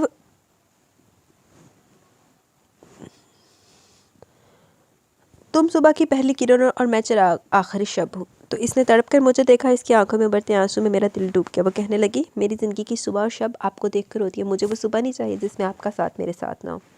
क्या मैं वाकई इतना खुश नसीब हूँ कि राबेल जैसी हसीन लड़की मुझे इतनी शिद्दतों से चाहे। मेरी समझ में नहीं आता कि मैं इसे कैसे बताऊँ कि मुझे कोई मसला हक नहीं है, मैं भी झूठ था मेरी उम्र की तरह। राबेल प्लीज़ मुझे माफ़ कर देना, ये सब मैंने मजबूरन किया। राबेल तेने छितर मारेगी, जे राबेल तेने माफ़ कर देता तो मैं राबेल छितर मारने। ओह माय गॉड, एक और छूट, वो भी इतना संगीन छूट। इसा आपने अच्छा नहीं किया मेरे साथ। ये कौन सा तरीका था मेरे खलूस को परखने का। राबेल ने हैरत और दुख से रोते हुए कहा और फिर से डायरी पढ़ने लगी। आज मैं राबेल के लिए गोल्ड के 4 बहुत खूबसूरत और महंगे ज्वेलरी सेट खरीद कर लाऊं, जो राबेल को पसंद तो बहुत है, लेकिन साथ इसने कह दिया मुझे ज़ेवरात पहनने का या जमा करने का कोई शौक नहीं। प्लीज़ आइंदा इन चीज़ों पर पैसे खर्च ज़ाया मत कीजिएगा। कमाल है, औरतें तो जेवर पर मरती हैं, मैंने कहा था, लेकिन मैं तो आप पर मरती हूँ। मेरे लिए सोने चांदी की झनकार अहम नहीं है, आपका प्यार और एतबार अहम है। वैसे भी रिश्ते सोने चांदी से नहीं, सोने जैसे सच्चे और सच्चे जज्बों से परवान चढ़ते हैं मियाँ जी। राबेल के इस जवाब ने जहाँ मुझे शर्मिंदा कर दिया अपने छूट के सबब, वहीं मुझे खुद पर भी नाज होने लगा कि मेरी बीवी मुझे दिल से चाहती है, हालांकि तो इस काबिल नहीं है। वो तो ये है आप मिस्टर ईसा एल्वी। राबेल ने डायरी बंद कर दी क्योंकि इसे अपना दिल बंद होता महसूस हो रहा था। इसका एतबार, इसकी ज़ात का वक़ार जो सारे खेल में मजरू हुआ था, इसका हिसाब कौन देगा। इसने डायरी इसी जगह पर रख दी जहाँ से उठाई थी और स्टडी से बाहर निकल आई। अनाबी ने इसकी हालत देखी तो परेशान हो गई। इससे दोबारा खाने का पूछा तो वो नफ़ी में सर लाती अपने बेडरूम में चली गई। शाम के साए फैल चुके थे। जिस दिन के आगाज़ पर मुस्कुरा रही थी, इस दिन के अख्ताम पर वो अश्क बहा रही थी। इसने अपना सेल फोन उठाकर चेक किया। ईसा की 3 मिस्ड कॉल थी। सेल वापस रख दिया और बेचैनी से कमरे में टहलने लगी। जिसम से जैसे एकदम से जान निकल गई थी। थकन पूरे बदन पर तारी थी। वो दीवार के साथ खड़ी थी, वहीं थक कर बैठ गई। मुझे कभी कोई इस तरह से बेतपार करेगा, मेरा इम्तिहान लेगा, मुझे आजमाएगा, ऐसे तो कभी ख्वाब में भी नहीं सोचा था मैंने।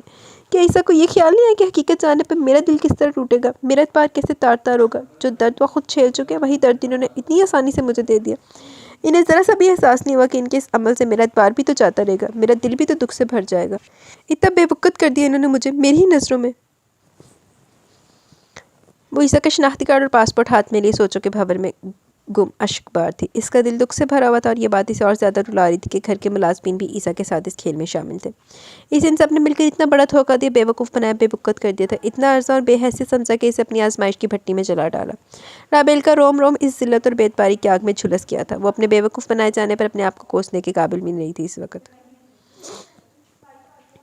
ईसा बहुत फिक्रमंदी से घर में दाखिल हुआ। इसके हाथों में सुर्ख गुलाबों का बुके भी था जो इसने राबेल के लिए खरीदा था। अनाबी ने इसे फ़ोन करके बताया कि राबेल की तबीयत इन्हें ठीक नहीं लग रही, इसने सुबह से कुछ नहीं खाया और ये कि बस अपने कमरे में बंद है। ईसा को भी फिक्र लाहक हुई क्योंकि इसने कई बार इसे कॉल की थी, लेकिन राबेल ने इसकी कॉल अटेंड नहीं की।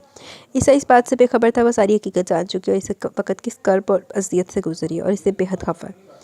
राबेल, ईसा ने बेडरूम में कदम रखा तो कमरे में अंधेरा देखकर वो घबरा गया। जल्दी से लाइट ऑन की। राबेल को तलाश में तेजी से नजरें दौड़ाई तो इसे दीवार से टेक लगाए बेसुध बैठे देखकर इसका दिल एक लम्हे को रुक सा गया। बुके बेड पर फेंकता वो बड़ी सूरत से इस तक पहुंचा। वो शायद रोते रोते सो गई थी। इसकी गर्दन दाएं जानिब ढलकी हुई थी। इसकी हालत ईसा की जान निकालने को काफ़ी थी। राबेल, राबी प्लीज़ वेकअप बेबी। ईसा ने इसके चेहरे को हाथों में समोकर बेकरार और इस्तरारी कैफियत में घेर कर इसे मुखातिब किया। राबेल ने धीरे धीरे आंखें खोल दी। ईसा का चेहरा इसकी निगाहों के ऐन सामने था। नकली चेहरा, बहरूप भरा चेहरा, झूठा चेहरा। इसकी आंखों में मिर्च जैसी लग रही थी। सुरख सूजी हुई आंखों से फिर अश्क बह निकले। राबेल, क्या हुआ? ये तुमने क्या अपनी हालत बना ली चंद घंटों में? तुम्हारे मेकअप में तो सब खैरियत है ना? ईसा ने बेचैनी और बेकरारी से पूछा तो राबेल ने दर्द से बिलबिलाते हुए इसके दोनों हाथ झटक दिए। मत छुए मुझे, मर गई है राबेल। राबेल, ईसा तड़प उठा। कितनी बड़ी बेवकूफ़ हूँ ना मैं, बुद्धू का मक्कल हूँ। मैं ये भूल ही गई कि खरीदी हुई चीज़ और खरीदे हुए माल के साथ जो चाहे सलूक करो, मगर मुझे इतना दुखी हो रहा है, शायद इसलिए कि मैं कोई चीज़ नहीं हूँ, इंसान हूँ जिसे जब चोट लगती है तो तकलीफ़ भी होती है। वो रोते हुए बोलती, ईसा का दिल हौला रही थी। वो तड़पते हुए बोला, राबेल तुम ज़िंदगी हो मेरी, तुमने तो मुझे जीना सिखाया, तुम खरीदी हुई चीज़ क्यों समझते हो खुद को? प्लीज़ ऐसा कहकर मुझे गुनाहगार मत करो, मैं तो ऐसा सोच भी नहीं सकता। मुझे बताओ किसने चोट पहुँचाई है तुम्हें, किसने तकलीफ़ दी है तुम्हें? आपने। राबेल ने भीगती आंखों से उसे देखा। मैंने? ईसा का दिल बहुत ज़ोर से धड़का। जी आपने। सज़ा देंगे खुद को? क्या जुर्म है मेरा?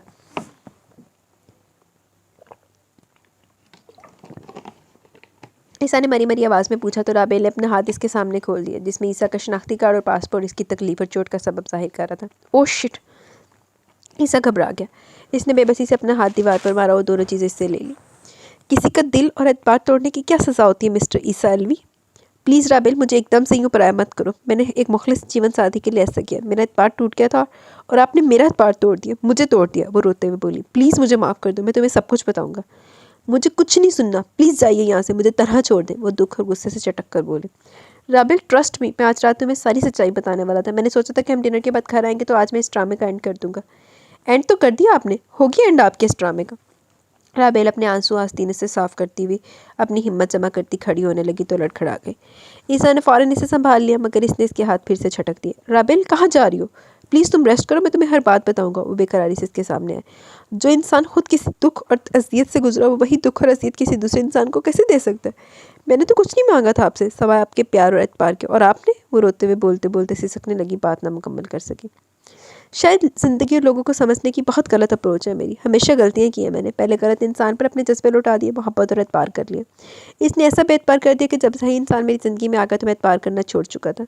हमेशा मुझसे गलती होती है, इस बार भी मैं ही कसूरवार हूँ, मैं ही गलत हूँ। मुझे जो चाहे सजा दो, लेकिन मुझे छोड़कर मत जाना। प्लीज़ राबेल, मेरी गलती की इतनी बड़ी सजा मत देना मुझे। ईसा ने पूर्णम आंखों से देखते हुए दिलगीर और कर्मनाक लहजे में कहा तो राबेल को इस पर तरस आने लगा। वो सारी हकीकत जान तो चुकी थी, मगर अपने दिल का क्या करती जो दुख से दो चार था। अपनी ज़ात की बेएतबारी के दुख से बिना कुछ कहे दरवाजे की जाने पड़ने लगी थी कि ईसा ने बेचैनी से इसका रास्ता रोका। मत जाओ राबेल, याद है तुमने कहा था कि मुझे जीते जी तो नहीं छोड़ोगी? ईसा ने इसकी बात याद दिलाई। मर के तो छोड़ सकती हूँ ना? राबेल नहीं, ईसा की रूह तक काम करेगी। राबेल को तुम किस हक से ईसा को इल्ज़ाम दे रही हो? तुम तो इनके एहसानात तले दबी हुई हो। तुम्हारी फैमिली पर इनके लाखों रुपए के एहसानात है। अगर इन्होंने एक झूठ बोलती तुमसे महज एक मुखलिस साथी के लिए, तो कौन सा बड़ा गुनाह कर दिया? तुम्हारे माँ बाप ने भी तो लालच में अपनी ज़रूरत के तहत ही ईसा से तुम्हारी शादी की थी ना। फिर भले ईसा तुमसे मोहब्बत करते हैं नफरत, तुम्हारे साथ जैसा भी सलूक रवा रख रहे हैं, तुम्हें हंसी खुशी सहना था।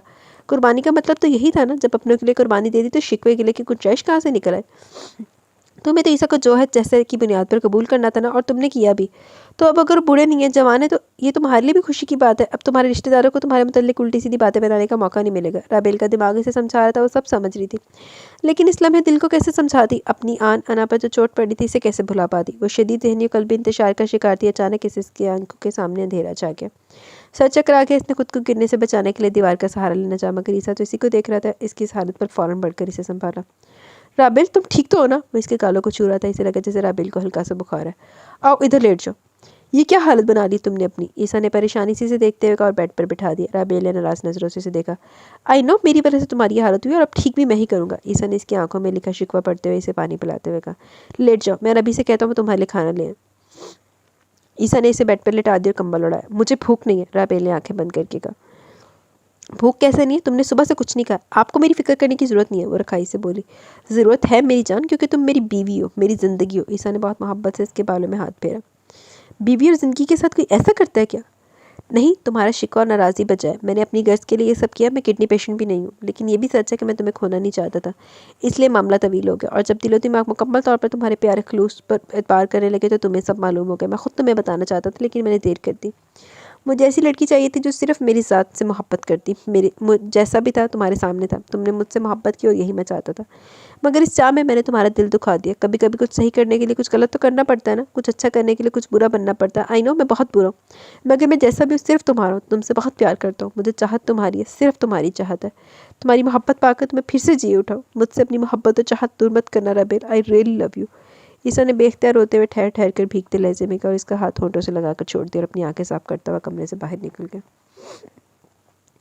ईसा लव यू टू, राबेल फिर से रो पड़ी। अनबी, राबेल सारी हकीकत जान गई है। ईसा ने अनबी के कमरे में आकर बताया तो वह हरासती होकर बोली, हैं ये कैसे हुआ?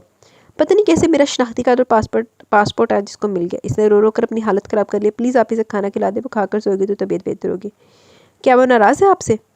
ज़ाहिर इतना बड़ा खेल खेला हमने इसके साथ, इसे दुख तो होना ही था ना। मैंने अच्छा नहीं किया इसके साथ, इसके खुलूस को आजमाने के चक्कर में इसे दुखी कर दिया। प्लीज़ इसका ख्याल है कि मैं 1 घंटे तक आता हूँ। ईसा की परेशानी और बेकरारी इसके चेहरे पर रकम थी। बेटा कहाँ जा रहे हैं आप? अनाबी ने पूछा, इस कैटअप से निजात पाने। ईसा ने चश्मा उतारकर अपनी दाढ़ी की तरफ इशारा किया। अब जबकि राबेल को मेरी हकीकत मालूम हो चुकी थी, सबको ख़त्म करके मैं अपने असल रूप में इसके सामने आना चाहता हूँ। इसे मनाना चाहता हूँ। अब मज़ीद टाइम वेस्ट करने से क्या हासिल? हाँ ठीक है, अल्लाह बेहतर करेगा, आप परेशान ना हो। अनाबी ने इसे तसल्ली दी। वो गाड़ी लेकर बाहर निकल गया। राबेल ने अपने घर फ़ोन किया। शमसा बेगम को ईसा के असल रूप के बारे में बताया तो वह हैरत मसरे से चीख उठी, हाय सच्ची, ये तो तुमने बहुत बड़ी खुशखबरी दी। या अल्लाह तेरा लाख लाख शुक्र है, मेरी सबसे हसीन और प्यारी बेटी का दूल्हा भी इसकी तरह जवान और खूबसूरत है। बस मुझे तो यही एहसास बेचैन किए रखता था कि हमने अपने मफाद के लिए तुम्हें एक बूढ़े से ब्याह दिया, लेकिन सोना रब कितना मेहरबान है, इसने तुम पर अपना खास करम फरमाया। ਲੱਖ ਲਾਹਨਤ ਤੁਹਾਡੇ ਤੇ। ਜਦੋਂ ਮਫਾਦ ਵਾਸਤੇ ਵਿਆਹ ਸੀ ਉਦੋਂ ਤੁਹਾਨੂੰ ਯਾਦ ਨਾ ਹੈ ਕਿ ਧੀ ਸੋਹਣੀ ਸੀ ਕਿ ਕਿੱਦਾਂ ਦੀ ਸੀ। ਉਦੋਂ ਸਿਰਫ ਆਪਣੇ ਬਾਕੀ ਧੀਆਂ ਦਾ ਮੁस्तकबिल ਸੀ ਤੇ ਇੱਕ ਬੇਟੀ को कुर्बान कर दिया। ਤੇ ਹੁਣ अल्लाह तेरा लाख लाख शुक्र है। ਲੱਖ ਲਾਹਨत दोगली औरत। जी अम्मी, वो गहरा सांस लेकर बोली। तुम क्यों दुखी हो रही हो? क्यों अम्मी, क्या मैं इंसान नहीं हूँ? मेरे सीने में दिल नहीं है क्या? मुझे दुख नहीं हुआ ये सब जानकर? एकदम से आपकी शरीक ज़िंदगी का चेहरा बदल जाए, इसकी असलियत सामने आ जाए तो क्या इतना आसान होता है इसे फ़ौरन से कबूल कर लेना? राबेल ने भड़क कर कहा। मैं तुम्हारा दर्द समझ रही हूँ बेटी, लेकिन मेरी एक बात याद रखना, ईसा बहुत अच्छा इंसान है। इस ज़रा सी बात पर इसे छोड़कर मत आ जाना। अरे लड़कियाँ तो ऐसे अच्छे रिश्तों के लिए तरसती है, तुम्हें अल्लाह ने किस्मत से ऐसा अच्छा शौहर दिया, तो अब इसकी कदर पहले से ज़्यादा करना। और कुछ? राबेल इस वक्त चिड़ी हुई थी, बेजारी से बोली। बस अब ज़्यादा मलाल करने या दुखी होने की ज़रूरत नहीं, खुश रहो और कल इतवार है ना, तुम दोनों हमारी तरफ आ जाओ। ईसा को हम भी तो देखे कैसे असल में। इन्हें बड़ी अग लग गई अम्मी नू देखन दी। अम्मी फ़िलहाल हम नहीं आ रहे और ना ही आपको यहाँ आने की ज़रूरत है, मामला सेट हो जाए तब देखेंगे। राबेल ने फ़ौरन मना कर दिया। इन्होंने भी इसकी दिली कैफियत को समझते हुए स्टार नहीं किया और फ़ोन बंद कर दिया। बड़ी मेहरबानी तुहाडी, तुसी जान छड़ दिओगे तो थोड़ा सुकून उन्होंने भी आइएगा। राबी बेटी खाना खा लो। अनबी ट्रे में खाना लिए इसके सामने मौजूद थी। आप भी इस खेल में शामिल थी ना?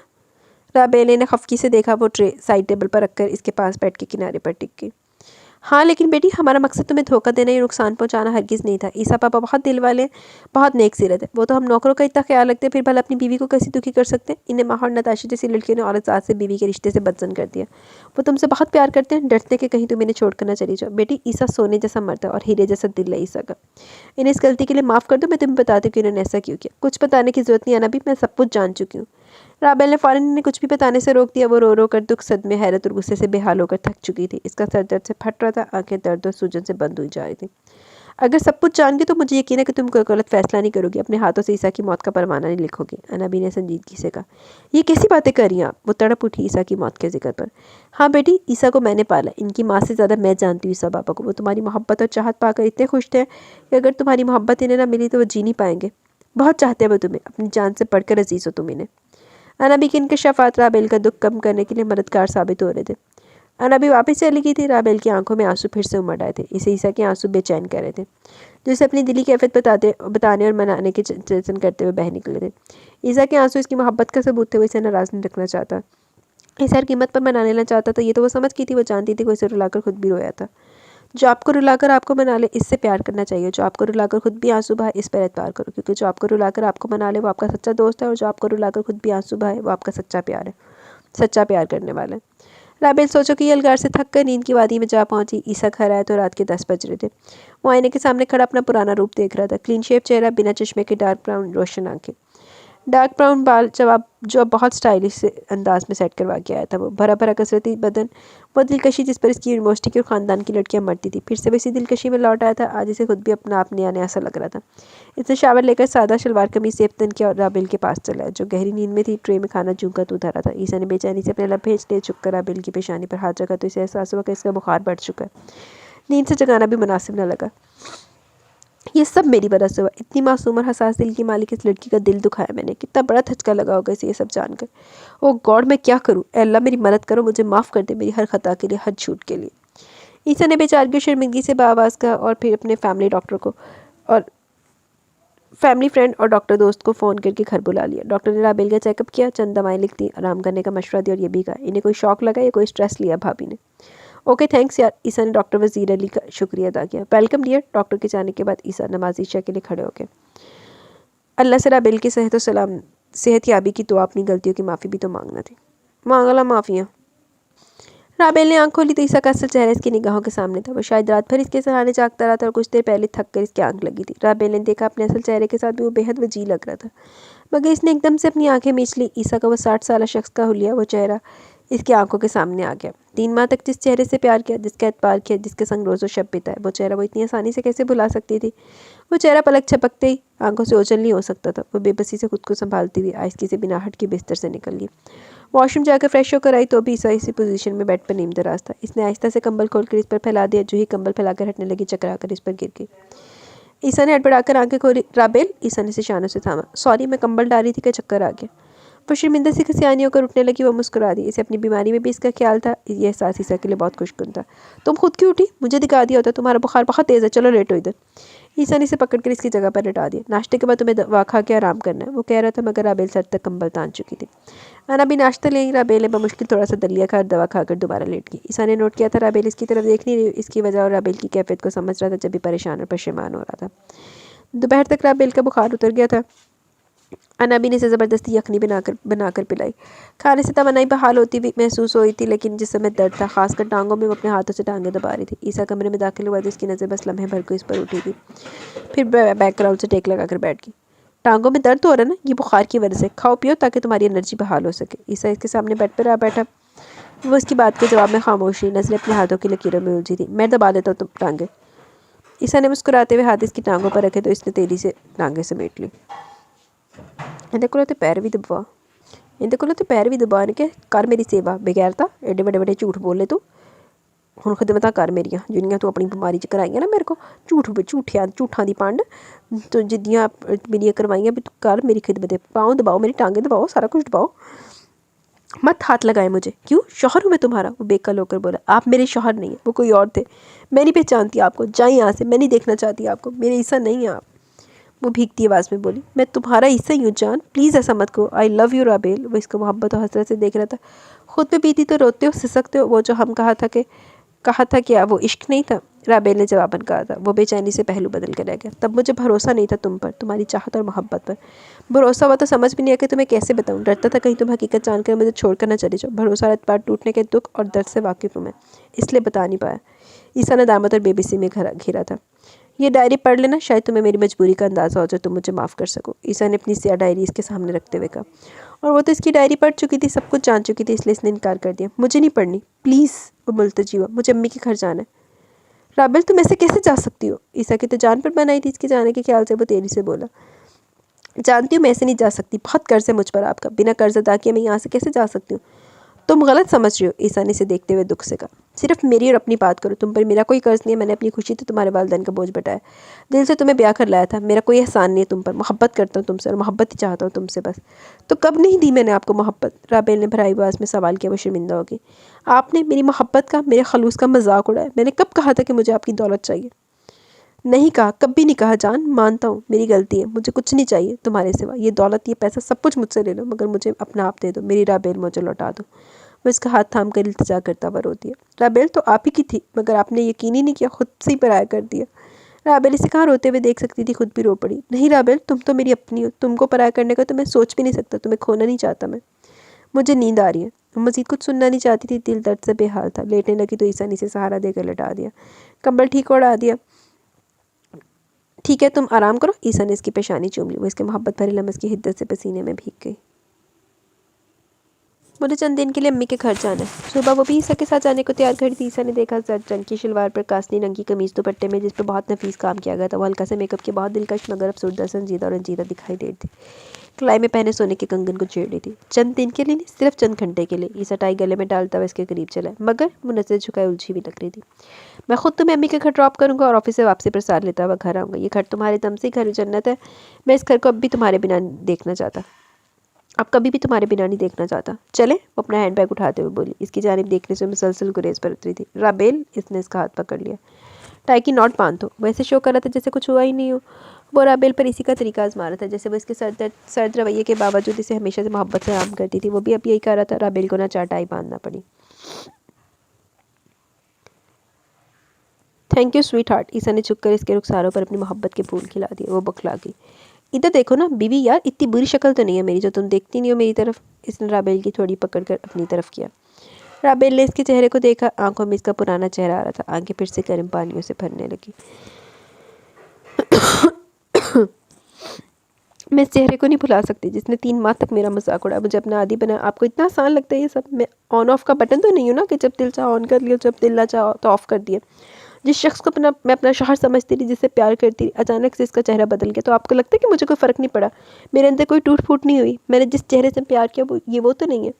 वो कहते कहते बुरी तरह रोने लगी और बेड पर ठहकी। राबेल, आई एम सॉरी जान, हाउ स्टूपिड आई एम। गलती पर गलती करता चला जा रहा हूँ, प्लीज़ रो नहीं। चलो फ्रेश हो जाओ फिर चलते हैं। ईसा ने खुद को कोसते हुए इसके घुटनों पर हाथ रख दिया। नहीं, मुझे कहीं नहीं जाना, आप जाए, मुझे अकेला छोड़ दे। वो गुस्से से बोली। ईसा बेबसी से फेंकता हुआ इसे देखता रहा, वहाँ से उठा और बाहर निकल गया। सही टंगिया है तो इनू टांग के रख।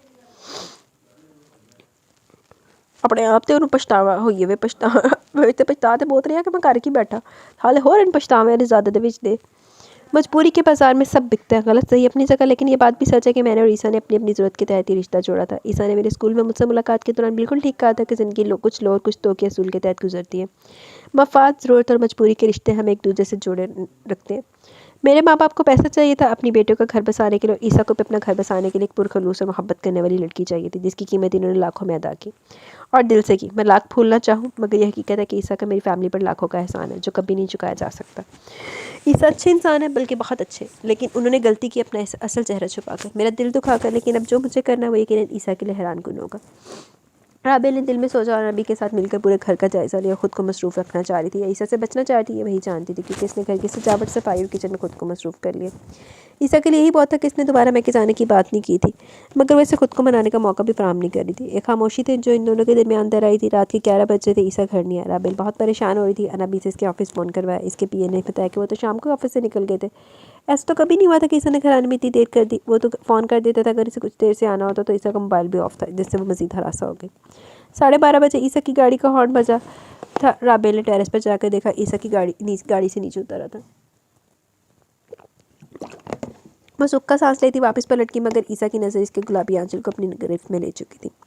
वो इसके लिए फिक्रमंद थी, इसके इंतजार में जागी थी। यह एहसास ईसा के लबों पर मुस्कान फैल गया। वो जो थकन और आज़ूदगी की ईद में लिपटा हुआ घर में दाखिल हुआ था, इसे के एहसास ने इसे ताज़ा तम कर दिया। वो बेडरूम में आया तो राबेल को बेड पर बैठे देखा। इसके चेहरे के तासुरात बता रहे थे। वो गुस्से में अस्सलाम वालेकुम, ईसा ने इसे देखते हुए सलाम किया।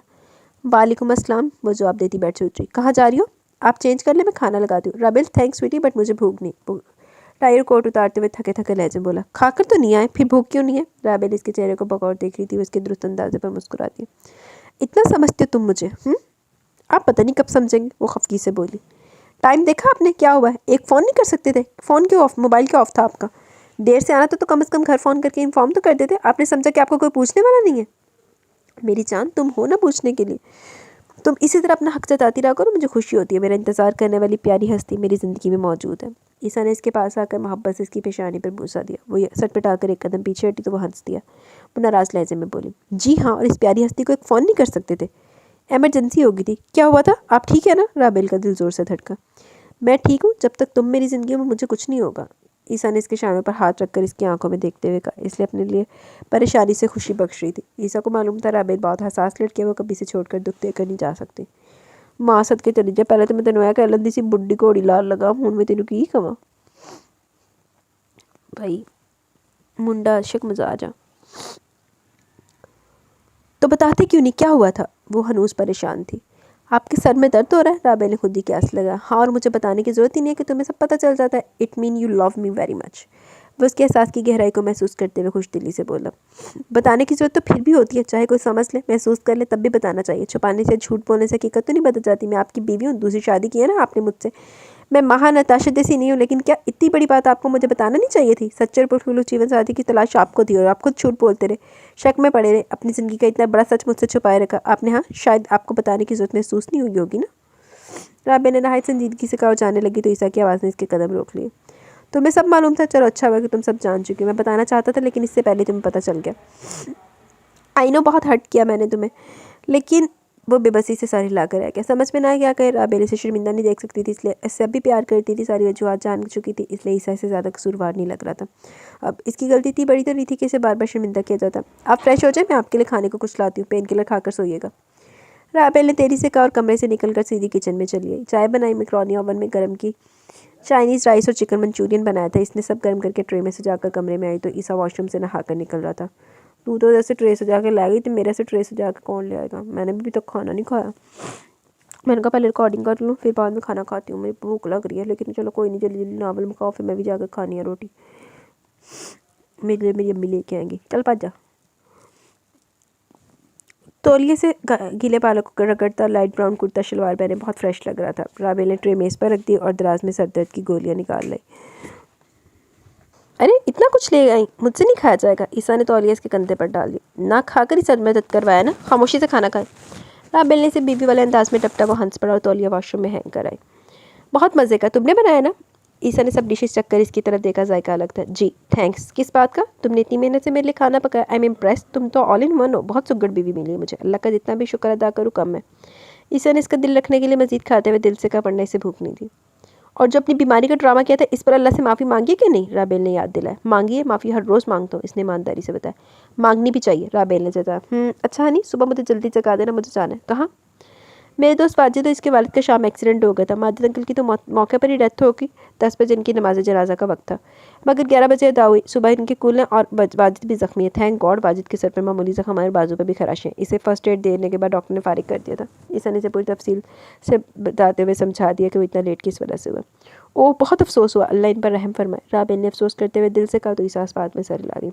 यही वजह लेट आने की? ईसा ने खाने से हाथ खींच लिया। तो पहले बतानी चाहिए थी ना, ये टैबलेट खा लें। राबेल सर दर्द की 2 गोलियां निकाल के इसकी तरफ बढ़ा दी। ईसा को इसका ये केयरिंग अंदाज बहुत सुकून दे रहा था। इसने खामोशी से गोलियां पानी के साथ निकल ली। हाँ, जब सर में दर्द था तो शावर लेना जरूरी था क्या? कोई ढंग का काम नहीं करेंगे ये। राबेल बड़बड़ा रही थी, वो इसकी बड़बड़ाहट वाज़ेह तौर पर सुन रहा था। इसे हंसी आ गई राबेल की बात पर। एक काम ढंग का किया ना, इतनी प्यारी सी लविंग केयरिंग लड़की से शादी की है। ईसा ने पीछे से आकर इसके गिरनी बाहें हमाइल करके इसके शाने पर अपनी थोड़ी टका दी। वो पूरी जान से इसके लमस और कुर्ब की आग में चल उठी। दिल की धड़कन बेतरतीब होने लगी। ईसा, वो चिढ़कर बोली। राबेल सच कह रहा हूँ, मुझे चाहत तुम्हारी है, तुम्हारे साथ की चाय बस। तुम कहो तो मैं इसी गेटअप में आ जाता हूँ फिर से, फिर तो मेरी तरफ देखोगी ना। मैं उसके कान में प्यार भरी से गोशी करता इसके आसान खता कर रहा था। आप अपने आप पर मुझ पर एतबार क्यों नहीं करते ईसा? कर तो रहा हूँ, तुम जानती हो ना मैं ऐसा ही हूँ, बेढंगा सा, गलती पे गलती करने वाला। मुझे समझ नहीं आ रहा कि मैं तुम्हें कैसे मनाऊँ। वो बेबसी से बोला, इसका रुख अपनी तरह जानिब मोड़ लिया। आपको कुछ करने की जरूरत नहीं है, सो जाएं। अब रात के 2 बजने वाले और आपको रोमांस सूझ रहा है। यही तो सही वक्त है रोमांस का। वो शरीर हुआ। तो जाएं करें रोमांस, मुझे भूख लगी है, मैं खाना खाने लगी हूँ। वह सहूलत से हटाती सोफे पर आ बैठी। हया की सुर्खी इसके चेहरे को मजीद दिलकश बना दी। क्या तुमने अभी तक खाना नहीं खाया? वो हैरत से बोला। वो इसके इंतजार में अब तक भूखी बैठी थी। सॉरी, मेरी वजह से ना, मैं भी कितना बुद्धू हूँ। तुमसे पूछा भी नहीं, खुद ही खा लिया अकेले।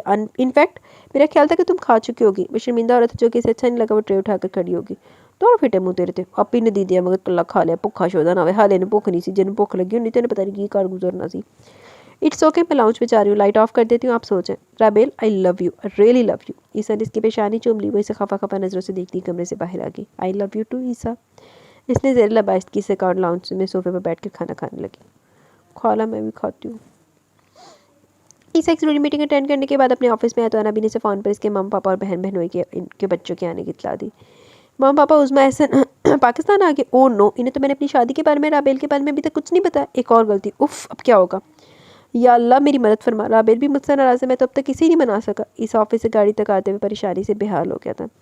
ईसा अलवी, आज तुम्हारी खैर नहीं। आज एक बार फिर तुम अपने रिश्ते, अपनी मोहब्बत गंवा दोगे, तुम अपना सब कुछ गंवा दोगे।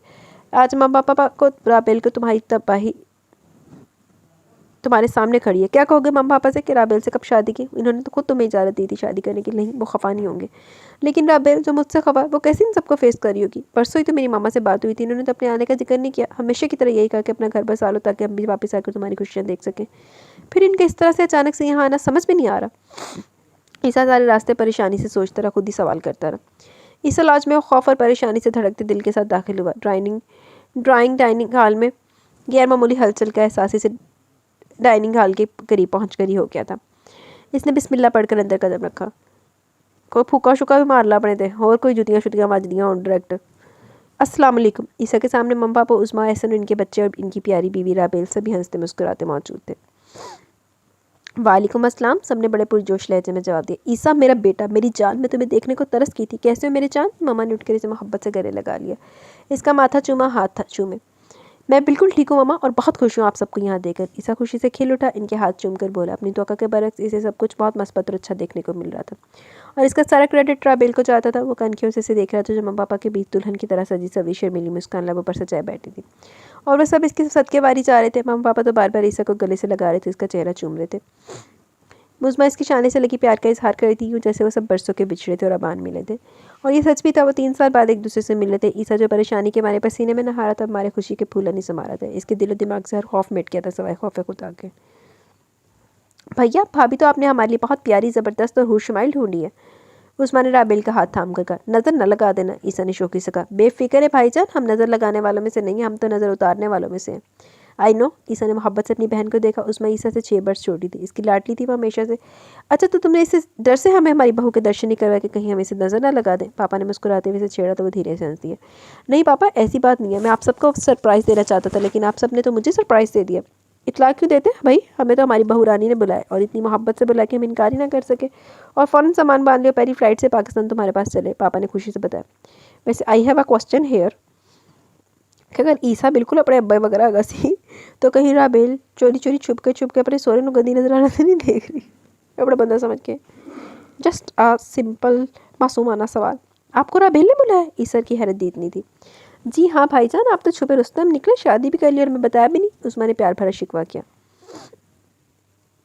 मैंने तो मम्मा पापा की शर्त और ख्वाहिश पूरी की है और हमें खुश कर दिया। जीते रहो बेटा, अल्लाह तुम्हें हर खुशी देखना नसीब करे। इतनी अच्छी बहू तुमने हमें दी है, बस अब तो पोता पोती को खिलाने की तमन्ना है इंशाल्लाह। वो दिन भी जल्द आएगा। ईसा ने राबेल की तरफ देखा जो हयाउलूद मुस्कुराहट लबों पर सजाए नजरें झुका इसके दिल में हलचल मचा रही थी, मोहब्बत में इजाफा कर रही थी। ईसा बेटे, आज हम बहुत खुश हैं। तुमने हमारी बरसों की ख्वाहिश पूरी करके हमारी मोहब्बत का इम्तिहान ख़त्म कर दिया। बेटा हम तुम्हें छोड़ के चले तो गए, लेकिन तुम्हारी जुदाई में बहुत तड़पे हम दोनों मियाँ बीवी। हमें अपनी बेजा ज़िद और ख्वामखा की शर्त पर गुस्सा भी आता था, मगर हम इसलिए बर्दाश्त करते रहे कि हमारे बेटे का घर बस जाए, वो अकेलेपन से घबरा कर किसी अच्छी सी लड़की से शादी कर ले। पापा ने एक बार फिर ईसा को गले से लगा लिया। इनकी आंखों में खुशी के आंसू थे। ईसा की आंखें भी फीकी। ये कहते ईसा दे आंसू भी ना साढ़े काके वगैरह हमारी एजल के जैसे आंसू ना आंखों में पड़े होते हैं, वैसे ईसा दे भी आंसू अखा दे चिपे होंगे। जो हमारा ईसा हमारा भोला सा काका ओंदे ते वो भी रोंदा, वो उसके भी पड़े होते हैं, लेकिन ना एजल के ना आंसू बिल्कुल ही पलकों में पड़े होते हैं। भैया हम तो आपके वलीमे की दावत खाकर ही वापस जाएंगे, सिर्फ मैं और मेरी फैमिली मम्मा पापा आपके पास ही रहेंगे। अब ऐसे ने भी गुफ्तगू में हिस्सा लेते हुए कहा। मेरे लिए इससे बड़ी खुशी और क्या हो सकती कि मेरे मम्मा पापा मेरे साथ मेरे पास हैं। क्यों राबेल?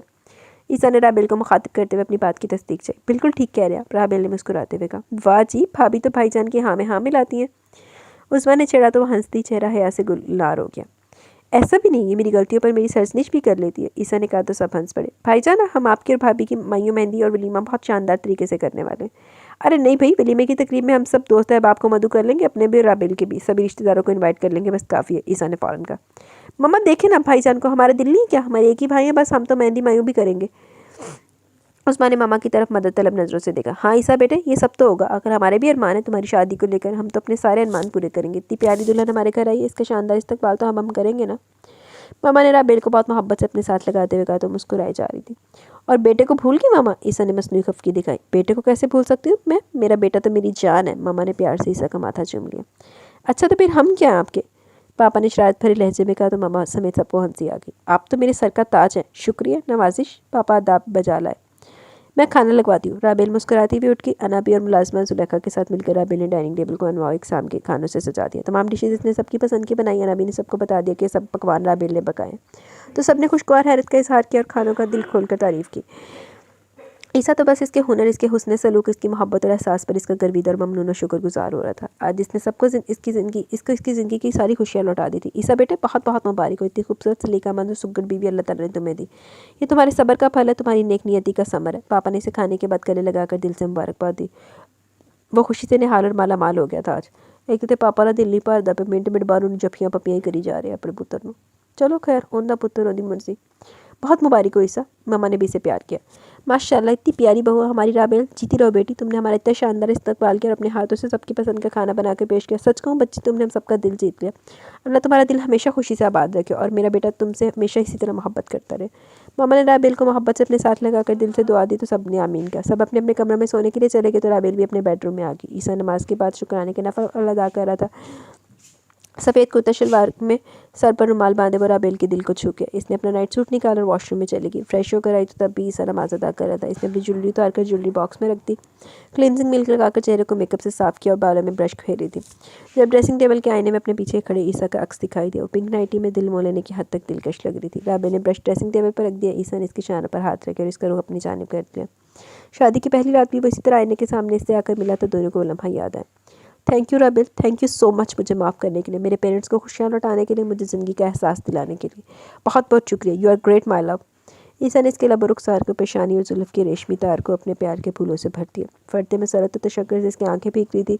राबिल की पलकें भी नम हो गई। मैंने वही किया जो एक पुरखुलूस और मोहब्बत करने वाली बीवी को अपने शौहर और अपने घर के लिए करना चाहिए। मैंने तो आपसे मोहब्बत की थी। मोहब्बत भरे दिल में अपने महबूब के लिए माफ़ी होती है। मोहब्बत सज़ा देने का हौसला नहीं रखती, मगर जुदा होने से भी डरती है। एक लम्हे को मैंने ये सोचा कि मैं अगर आपको छोड़ दूँ तो मेरा क्या जाएगा। इस लम्हे मुझे एहसास हुआ कि आपको छोड़कर राबेल से जिया नहीं जाएगा। इस लम्हे मुझे एहसास हुआ कि राबेल ईसा से कितनी मोहब्बत करती है, और ये भी कि ईसा भी राबेल से मोहब्बत करते हैं। ऐसे ही दुख और एहसास ईसा को भी बेकल कर रहा होगा। फिर भला मैं कैसे अपने ईसा को दुख दे देती, कैसे राबेल को बेमौत मार देती। मुझे आपके दर्द का भी एहसास था, लेकिन ये दुख भी बहुत था कि आपने मेरा एतबार नहीं किया, मुझे इस तरह से आजमाया। वो इसके सीने पर दोनों हाथ रखे मध्यम सुरों में बोलती इसके दिल और रूह को सरशार कर रही थी। आंसू पलकों की बाढ़ तोड़ कर बह निकले। आइंदा से कभी नहीं होगा, आई प्रॉमिस। तुमने मेरा एतबार मुझे लौटा दिया। मैंने ज़रूर कोई नेकी की होगी जो मुझे तुम मिले। शुक्र अल्हम्दुलिल्लाह, इस घर को आज इसकी खोई भी खुशियाँ मिल गई। वो इसके आंसू अपने होंठों से चुनता इसे यकीन दिला रहा था। और इस घर की खुशियाँ अब आपके अपने हाथ में। अगर दोबारा ऐसा हुआ तो तुम ये घर छोड़कर नहीं जाना प्लीज़। वो इसकी बात काट के शरारत से बोला। यानी आप अपनी हरकतों से बाज नहीं आएंगे, है ना। राबेल ने कड़े तेवरों से घूरा। नहीं ना, याद रखिएगा, मैं ये घर छोड़कर नहीं जाऊँगी, क्योंकि ये अब मेरा घर है। आपने अब कुछ भी गलत किया तो मैं आपको घर से निकाल दूँगी। हाँ, राबेल ने धमकाया तो बेख्तियार कहकर लगा कर हंस पड़ा। राबेल इसे घूरने लगी तो इसने इसे अपने करीब कर लिया। घर से बेशक निकाल देना, मगर अपने दिल से मत निकालना, क्योंकि दिल ही तो मेरी जाय बना है और मुझे चाहत तुम्हारी है। अपनी चाहत से मुझे कभी महरूम मत करना। इसको मोहब्बत पाश नज़रों से देखते हुए कहा तो इसने मुस्कुराते हुए इसके सीने पर सर रख दिया। वो अपनी चाहत का यकीन दिलाया। ईसा के अंदर ढेरों सुकून उतरा है। वैसे तुमने ये सब कैसे किया, मम्मा पापा को कैसे बुला लिया। इसे अचानक याद आया तो पूछने लगा। अनबी से सिर्फ इनसे बात कराने का कहा, बाकी सब मैंने कर लिया। क्यों, आपको मेरी सलाहियतों पर शक है। नहीं मेरी जान, मुझे यकीन है कि मेरी राबेल दुनिया की सबसे अच्छी लड़की है, सबसे लविंग बीवी है और कभी भी कुछ भी कर सकती है। ईसा ने इसके चेहरे को हाथों में समोकर पूरी यकीन और मोहब्बत से भरपूर लहजे में कहा तो हंस पड़ी। मेरी जान, आज से हम अपनी नई ज़िंदगी का आगाज़ कर रहे हैं। मोहब्बत और चाहत से वलीमे के बाद हम हनीमून पर जाएंगे और सारी दुनिया की सैर करेंगे। सारी दुनिया की सैर। राबेल ने इसके चेहरे को चाह से देखा। हाँ, सारी दुनिया की सैर, और मेरी सारी दुनिया तुम हो। अच्छा, वो शर्माई। और हाँ, और आज मैं सारी दुनिया की सैर करूँगा। इसकी शरारत भरी सरगोशी ने इसे शर्म से चेहरा छुपाने पर मजबूर कर दिया। ईसा, वो नई नवेली दुल्हन की तरह शर्माती इसके आतिशी शौक को मज़ीद हवा दे रही थी। राबेल, वो इसी के अंदाज में बोला तो इसने इसके बाजू पर मुक्का मारा। वो हंस पड़ा। तुम जो नई नवेली दुल्हन की तरह मेरा करार लूट रही हो, पिछले कई घंटों से तो सुहागरात मनाने का दिल तो चाहेगा ना। राबेल ने शर्म से बेहाल होते हुए इसके मुंह पर हाथ रख दिया। वो इसका हाथ हटाता हुआ हंस दिया।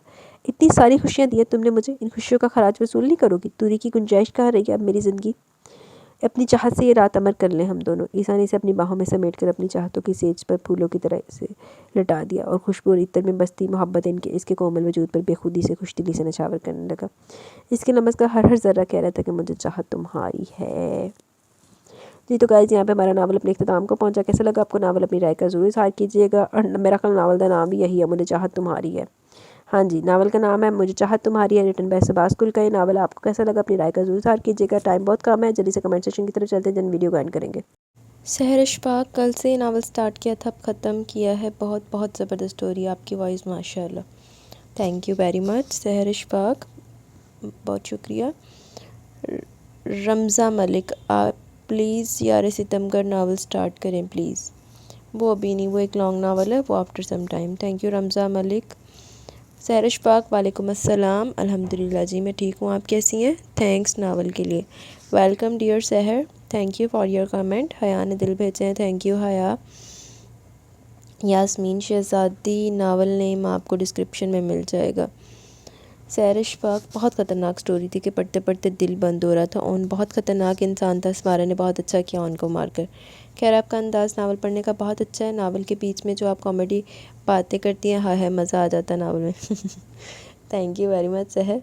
लेकिन बस वो जज्बात होते हैं जो पढ़ते पढ़ते निकल के बाहर आ जाते हैं। बाकी एज सच मैं कभी भी कुछ भी प्लान करके नहीं बोलती है, कुछ भी इस तरह की चीज़ नहीं है। ये मेरे जज्बात हैं जो उबल उबल के बाहर आ रहे होते हैं। कामयाब रहें, खुश रहें, अल्लाह आपको खुश रखे और आप ऐसे नावल पढ़ते रहें और हम आपको सुनते रहें। आमीन। थैंक यू वेरी मच सहर अशफाक। सैयदा लीज़ा बिल्लाल, क्या आप बिज़ी हैं या डिसहार्ट हैं या घर से दूर हैं? आज मैं बहुत एक्साइटेड थी लेकिन ओए होए आप ज़्यादा डिसहार्ट हो गई हैं। नहीं, बिज़ी मैं आप लोगों का सरप्राइज़ रिकॉर्ड करने में हूँ और डिसहार्ट मैं आप लोगों का आपका नहीं मतलब लोगों का रिस्पांस देख के हूँ और घर से दूर नहीं हूँ, घर पे ही हूँ अपने। बस बीच में कुछ ऐसे नावल्स आ जाते हैं dear. Thank you very much Aliza, लेकिन बस वो आपको जो नावल मिलेगा ना सरप्राइज़ वाला, आप खुश हो जाओगे। आरिफ भट्ट ने दिल भेजा है, thank you very much Arif Bhatt ji. तो गाइज़ अभी यहाँ पे कमेंट सेशन इख्तिताम को पहुँचा। कैसे लगा आज का नावल, अपनी राय का ज़रूर इज़हार कीजिएगा। इंशाल्लाह जल्द मिलेंगे न्यू नावल के साथ। बाकी देखते हैं एपिसोडिक आई गेस 1-2 दिन में स्टार्ट करेंगे हम लोग ना लॉन्ग नावल जो एपिसोड में बढ़ती हूँ। अभी तो कंप्लीट नावल आप लोग इंजॉय करें। मुझे दे इजाज़त और अपना बहुत सारा ख्याल रखें, दुआओं में याद रखें। अल्लाह हाफिज़।